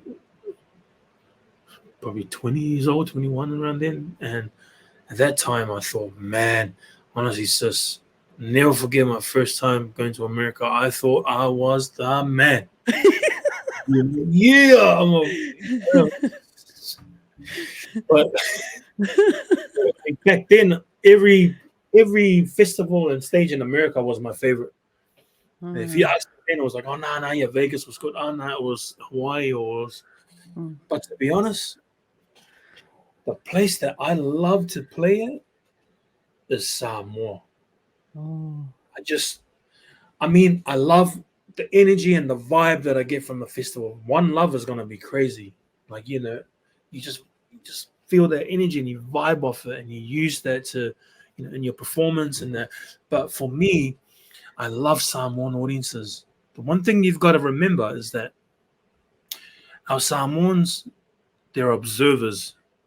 Even though they're just sitting there and watching you, they may not, you're probably gonna, you'll go there and you'll play an explosive set. You've got transitions flying everywhere. Your music's pumping, but the Samoans are just standing there. Or they're sitting there watching you. Now, I love playing to that sort of crowd because these guys really take it in. And I don't know. I remember my first time playing in Samoa. I noticed that, man, these guys didn't even do anything. But then the more I played there, I understood, our Samoan people. Like if you watch a Te Waka concert, everyone's seated on the ground. And then every once in a while, you have that one person that gets up and starts dancing and the whole crowd just goes crazy. Now, I love that, man. We were there 2 years ago with Punialava'a. It was a massive concert. Same thing. We rock up. We're playing all the hits, all the songs you can dance to, but these people will just sit there and they clap after every song. And then when they sing it back to you, it's like, man, you didn't even have to sing. Like, Rani Alo, perfect example. This guy's only got 3 songs, about 4 now, but they're all bangers. Like, like every kid knows Alo Your Favor. They know the rap. They know Tuoi Manu. Now, they know Center Stage. Now it's Samu Matalasi, It's such a good feeling. But for me, my favorite place to play it will always be Samoa, because I just love it how they just sit there and just watch you. Because although they might not be dancing, I know they're looking at you and just like, man, they're it's just a good feeling for me to see kids and the elderly, watch me play or watch music. Like, it's so cool. Like, they're not dancing. It doesn't mean they're not enjoying it. But if you're an artist and you go to Samoa and they're not dancing or whatever, just know that, bro, these guys they're really taking it in, because it's not every day they get New Zealand or Australian or American born Samoans come through and perform for them. So when we do get the chance to go back, it's an experience, man, because I know our people enjoy it. So Samoa is my favorite, hands down. I was wondering, like, outside of work and music, like, I'm sure people are wondering. Maybe they're wondering, does Mase do music 24/7? Like, I'm thinking, outside of music, like outside of work, what do you do? Like, what do you enjoy doing? Like, do you like gardening? Do you like cooking? God, solely, man. If I'm not doing my work, like, I'm doing something related to work. So, because music is never ending, man. Like, if you're not, if you're not doing, like, if I'm not doing stuff that's related to my work with Precise, I'm still doing something that's sort of related to it, because I'm either doing guitars for someone's track, or I'm, or I'm like creating music or something, like it's always music. But I think, sometimes if I want to break from it all, I'll just, go watch a movie with my wife, or, just go for a walk somewhere. You do need a break from it. Like, people think that I listen to reggae or I listen to rock or Queen all day, every day. No, it's not like that.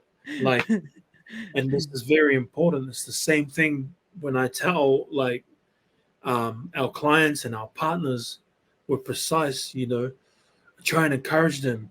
You've got to build a catalog of music. People consume music differently now. Pacific Islanders especially. You will always find us at the buffet. That's where we like to go eat. Why? Because no matter how you're feeling, there's something there for you. Like, all our buffet restaurants, Denny's or Valentine's or Fortuna, when you rock up to these places, it's a massive entourage of food.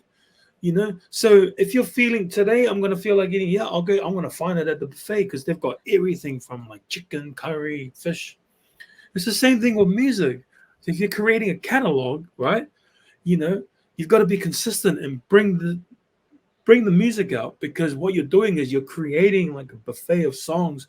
People consume and they feel differently every single day.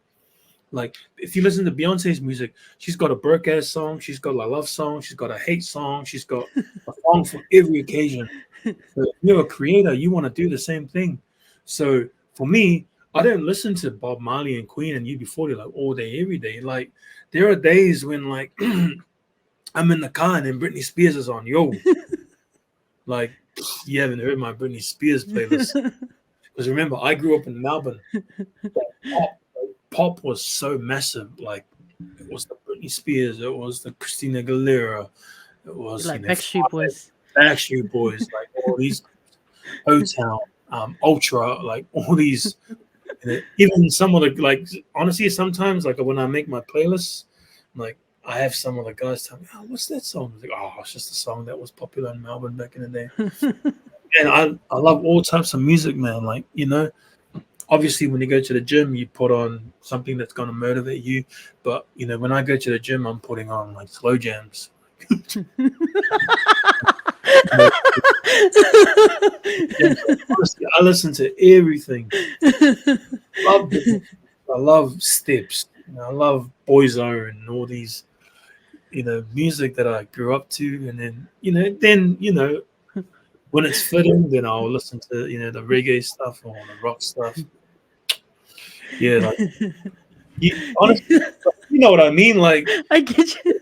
No, I was no, I was no, I was gonna ask, like, you're talking, and then because I was kind of heading into like self care and health, but I feel like you've already kind of like answered that with the, like, gotta have a break, catch a movie, maybe go for a walk. You go to the gym and listen to your slow jams. I feel like, is there anything further that you'd like to add to self care, or is that yo, pretty much wow, it? I have a group called the Pool Boys. Oh yes. That's Lisalani Alo, DJ Dave, DJ Lamons, Gus Tungamala. And we started 2 years ago, and we go to West Wave, and then we just honestly, it's like 5 fingers talking in the pool, just walking up and down, and and then before you know it, we've walked for like 2 hours just talking. But yeah, man. I mean, to be honest, any encouragement to any of our artists, especially our polys, I mean, health is very important. I mean, you've got to make sure that you're in good shape, good form, because when you go out to tour, if your health is not right, it takes a toll on you. Like, take it from me, like those that know me, man, that's something that I struggled with for a long time. But you got to make sure that you got to take care of yourselves. My dad used to say to me, makwalea siya nga ki mga okerwe fa your tours and your kakangas, but you're not taking care of yourself.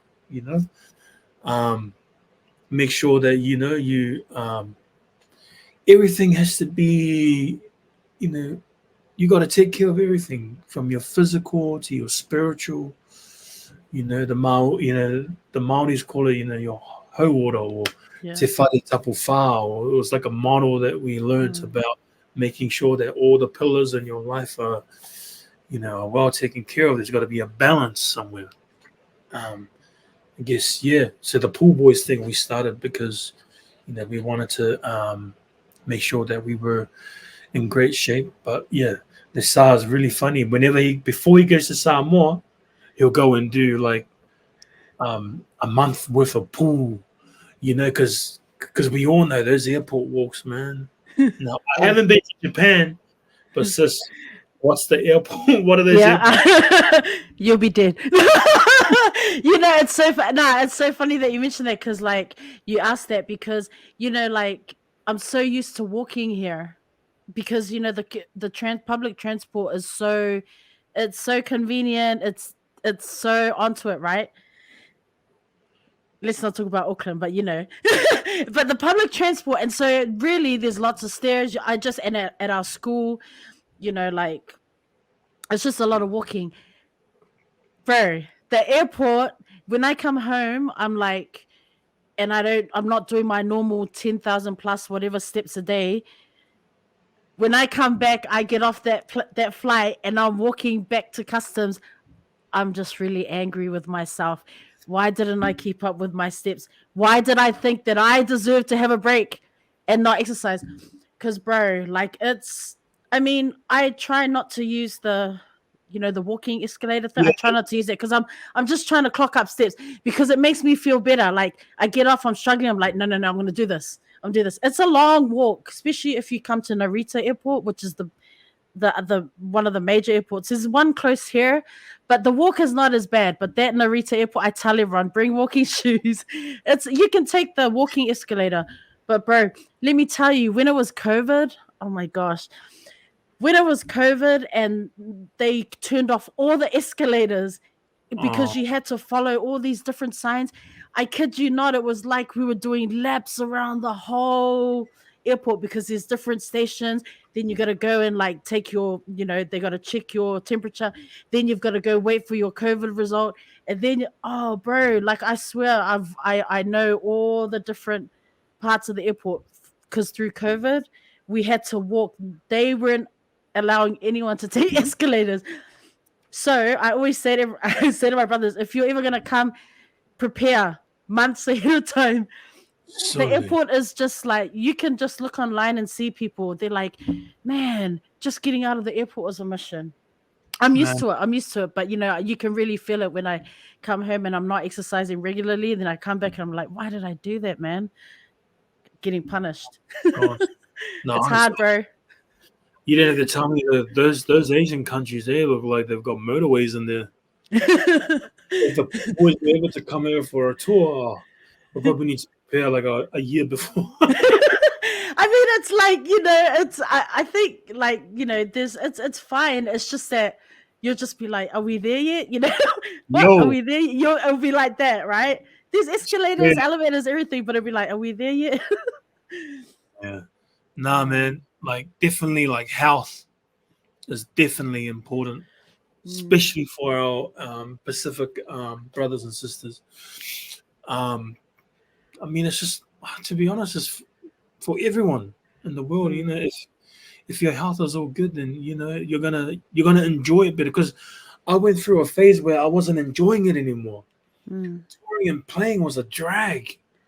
Like I would try and look for every excuse not to go on, not to hop on the plane. Like going to Hawaii was like, don't want to go. Why? Because I don't want to walk. I don't want to stand. I don't want to walk. Like it was just tough, man. Like I'll try and look for every excuse, like not to go to a gig. But then, I'd always think, oh, nah, I gotta do it. Gotta do it. So then, it's such a yeah. I'm not sure if you had prepared one. Do you have a book recommendation or no? The books that I really, really enjoy are do they call them autobiographies? Yeah. Do you read artists' autobiographies or Yeah. like So, memoirs and stuff? yeah, What's one that you've read that you're like, yo, this was solid? Yo. So the one that well, obviously like all the musicians that I love, but the one that really got to me was Guns N' Roses, the Oh, guitarist Slash.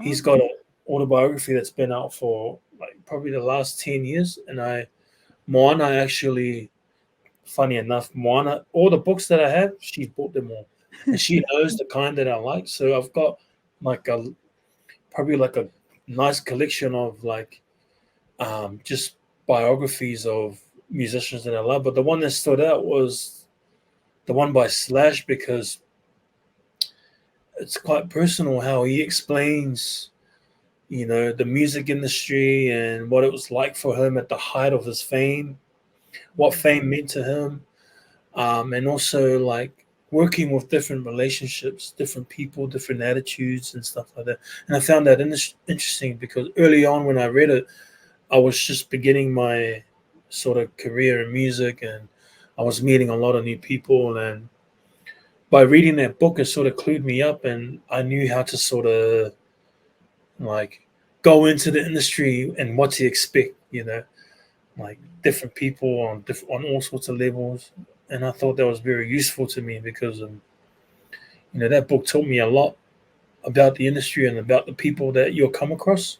Hmm. Even now, like when something happens, like I'll refer back to that book. Oh yeah, that's. But those are the sorts of books that I love to read because it's very interesting for me because it's something that obviously I love music. Hmm. Uh, I love different sort of music and bands, and just getting to read about what they were going through when they were creating the song or when they were touring here or Hmm. that's very I love this stuff because it's I recommend Lenny Kravitz, his book. If you don't want to read it, then listen to the audiobook because he narrates it. oh, oh And yeah, it's like what I think for me, I'm not a Lenny Kravitz fan, but it came really up on my like I'm not. I know of his music, but I'm not like hardcore. I'm not like fangirl or anything. But the reason why I got the audiobook, it was recommended like on my Audible app, like way back. And I thought, oh yeah, I listened to it. I'm like, bro, I recommend it because he tells the story of like how he grew up and just the artists, the black artists Yeah. that he was around Because because of his parents' yeah, connections. Bro, yeah, exactly. Yeah. bro, if Oh, you have time to listen, like a bit a day, or even just to read that, I really recommend it. no, it's funny Yeah. you mentioned Lenny Kravitz. I love Lenny Kravitz. I love his music. Mm. Um, but in Slash's book, because they went to high school together, and the reason Ah. why they connected was because obviously Lenny Kravitz is half black. People don't know Mm-mm. Slash. His mom is black. I didn't even know that. Yeah, yeah. His mom is black, and his mom was like a. She had worked in the industry, so she used to like sort of do work with David Bowie, and that's how Mm. he was sort of exposed to that sort of. But now, Lenny Kravitz, man, I'm actually gonna go. I'm gonna go and get that book. Yeah, Um, I learned so much. Like I didn't realize I'd be hearing all these like names, like legends. I was like, Moses. Like for a muso like yourself, I think you would buzz out on that. I was just really like it all, like, oh my god, oh my god.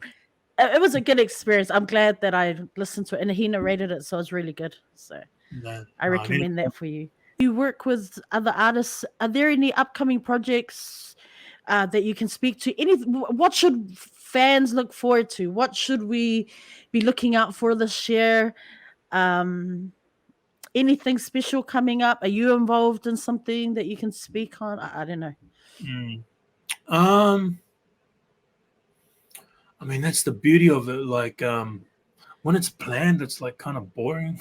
Yeah, yeah. But when it's like spontaneous on the go, it's Surprise. like, yo, like, woo!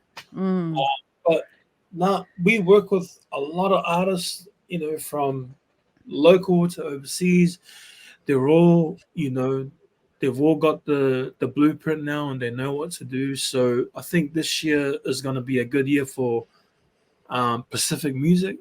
mm. There's expect to hear a lot more music. There's going to be some collaborations, um, you know, and I have to mention, you know, um, Lisa Lani Alo and Lisa Ilalio. To Mm. me, that's it. Honestly, when that came into fruit, because that was just an idea that me and Lisa were just playing with, and he was like, "Oh, I want to remix Sāmoan Matalasi," and then we both were like, "Oh, what if we did it with the actual guy that wrote the song?" And then we had a moment where we went ding, and we're like, "Bro, that'll be mean as." The reason why we did it, sis, was because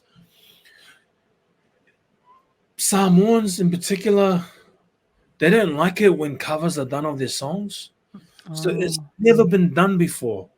Like the guy doing the cover getting to do it with the guy that wrote the song. So this year, I think, and years to come, I think, expect a lot of that happening now. I think we started something beautiful and it's just gonna take off. Like I think this year there's gonna be a lot more sort of collaborations like that. In a Mm. way, it's like for our artists to acknowledge, the songwriter, and I think it's so cool. Like you're actually bringing it's all good to do covers, but to do it with the person um that actually wrote and owns the song is special. We got that idea from American Idol. You know how at Oh.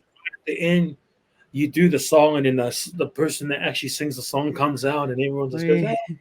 Yeah, that's where we got that idea from. But other than that, I think something to look out for is, man, you know what? Our Pacific music, man. I think Precise will ready to just take it up another level this year. I mean, in the next 2, 3 years, 5 years, it's gonna be normal to see our local Samoans, our local Tongans charting on New Zealand charts, charting in Mm. Australia. Never in a million years would think that local Samoan artists would be charting on New Zealand charts. It's crazy, like and I think it's the work that we've been able to do with them. So that's very exciting, sis. It's just gonna Mm. be there's gonna be no more sort of mainstream local. It's just gonna be music coming out hitting the waves, everyone just streaming it like crazy, sharing it, and I think that's very exciting. I mean, it's never been done before. Usually you'd only just find like our music was either burnt on CDs or with a random channel. Now you're gonna see like Kofanga Mickey charting with like, I don't know, Nicki Minaj or something, like all these mainstream. See, like anyone, just go and Google, like look up New Zealand music YouTube charts, top 10. You'll see like, you'll see like the 046, where you see a lot of these mainstream guys, charting really, really well. Stan Walker, and then you see number 5, Tofanga Mickey, DJ Dave, or like top music video. Like it's crazy as, man. I think to me I think that's something to look out for. I mean, just look out. There's going to be a lot of music coming out this year, from all our artists overseas. And I think just go out and support and stream their music, because now we've set it up in a way where these guys are going to, they're going to reap the rewards. They're going to get the royalties. They're going to be making money for their families. And, the best thing we can do as a community is just to go out and watch all their YouTube videos, put it in your playlist, stream their songs, download it if you're still on iTunes, share it, do stories, do TikToks. Just if you have any TikTok creators that watch this, I encourage you. TikTok, make sure audio. Yes, use the audio. The actual audio. No, just tap the audio and use the actual audio, For real. I think everyone, if you're tuning in right now, if you're listening on the podcast platforms, if you're watching via YouTube, what Mase is really saying is that, if you want to catch those drops, you need to follow Precise Digital, follow them on the social media platforms, follow Precise Samoa. Snooze, you lose, fam. If you don't follow them, you're not going to catch all this amazing music that is coming our way. So if you're not doing that already, you need to click the link in the bio. If you're listening via podcast, via Spotify, Apple Podcasts, once you finish listening, click on the bio, click the links there, and go follow Precise Digital. You don't want to miss out, fam. I think that's what Mase is trying to say, but he's just trying to be real cool about it. Like Precise Samoa, Precise Tonga, Precise Fiji, Precise Hawaii. All these pages are coming out. Yeah. Thank you for plugs this year. So as we draw to a close, I will, I'm going to hand it to you just to kind of wrap up our show with some final words of wisdom, or another gem, perhaps, just for our audience. Before we do that, Mase, bro, thank you so much. I know I've thanked you right throughout the show, but I really appreciate your time and energy, and just thank you for coming on this platform to share such important knowledge. Like, people don't even know, like, people are going to be hearing this for the first time, and these stories, the education that you've given today in regards to distribution, royalties, and things like that, it's going to resonate with someone. It's going to help someone out there. And I just, thank you so much, bro. Much love to you and Mo. Much love to the family out there. All the best of 2024. All the Precise projects, upcoming projects this year. I'm looking forward to continuing to follow that, and just putting you guys on blast. So thank you for all the mahi and the advocacy work that you and your partners, the partnerships, and all these people that are working to advocate for our artists. Thank you for that work, because if not for you guys, I don't know that many people would be concerning themselves with such an issue that is very important. That is the livelihoods of many of our artists. So on that note, much alofas, bro. I'm going to hand it over to you just to wrap it up with some more gems or some final words of wisdom. Yeah, take it away. Well, first of all, I'd like to thank you and your Reads with Rosa, Rosa. Mona hates it when I call you Yeah, I Rosa. know. I was gonna say Rosa, she's like, gonna come for you, right? yeah. But no, sis, thank you so much for having me on your platform. Honestly, it was just a mean ass conversation. Like when I knew it was gonna be a good talk, between us, because it's, man, like I saw the sheet, I was like, nah, me and Russo's gonna have a mean ass talk on this. But nah, thank you so much. You know, thank you for thinking of me and for bringing me on to sort of shed some light on the music industry, music distribution, also my journey as a musician, and my family and my church. But nah, last words, encouragement, man, shucks. Um, I think just I think if you're a young musician out there who's you know trying to find your way or your voice, definitely you can reach out to myself, or you know even if you just reach out to Precise, or um, if you need some guidance around the industry on how to do certain things, and we're only we can definitely link up and get on a phone call and have some conversation and make some plans around music. But other than that, um, just for me, my journey is just about finding my purpose, and you know and why God created me. And I think once you find something that you're passionate about, you find that one thing that you enjoy doing, man, it doesn't even feel like work, man. So that's the best encouragement I can give everyone, whether you're a young person or wherever you're at in life. We're all still trying to figure it out, even myself. So just it's about finding that thing you're passionate about and just pursue it. Like, don't even be afraid. God's got you every step of the way. So that's the only encouragement I have, sisters. For our young people, if you're listening and you're out there, you're sort of stuck. Just you need to surround yourself with those people, man, positive people that's gonna give you positive energy, and it's gonna help guide you to the light. Please, I know the sister's gonna have all our links and our details, on this podcast, or the links, provided. Please click on the link and reach out to us. I mean, that's why we created Precise. We want to reach out and help as many people as we can.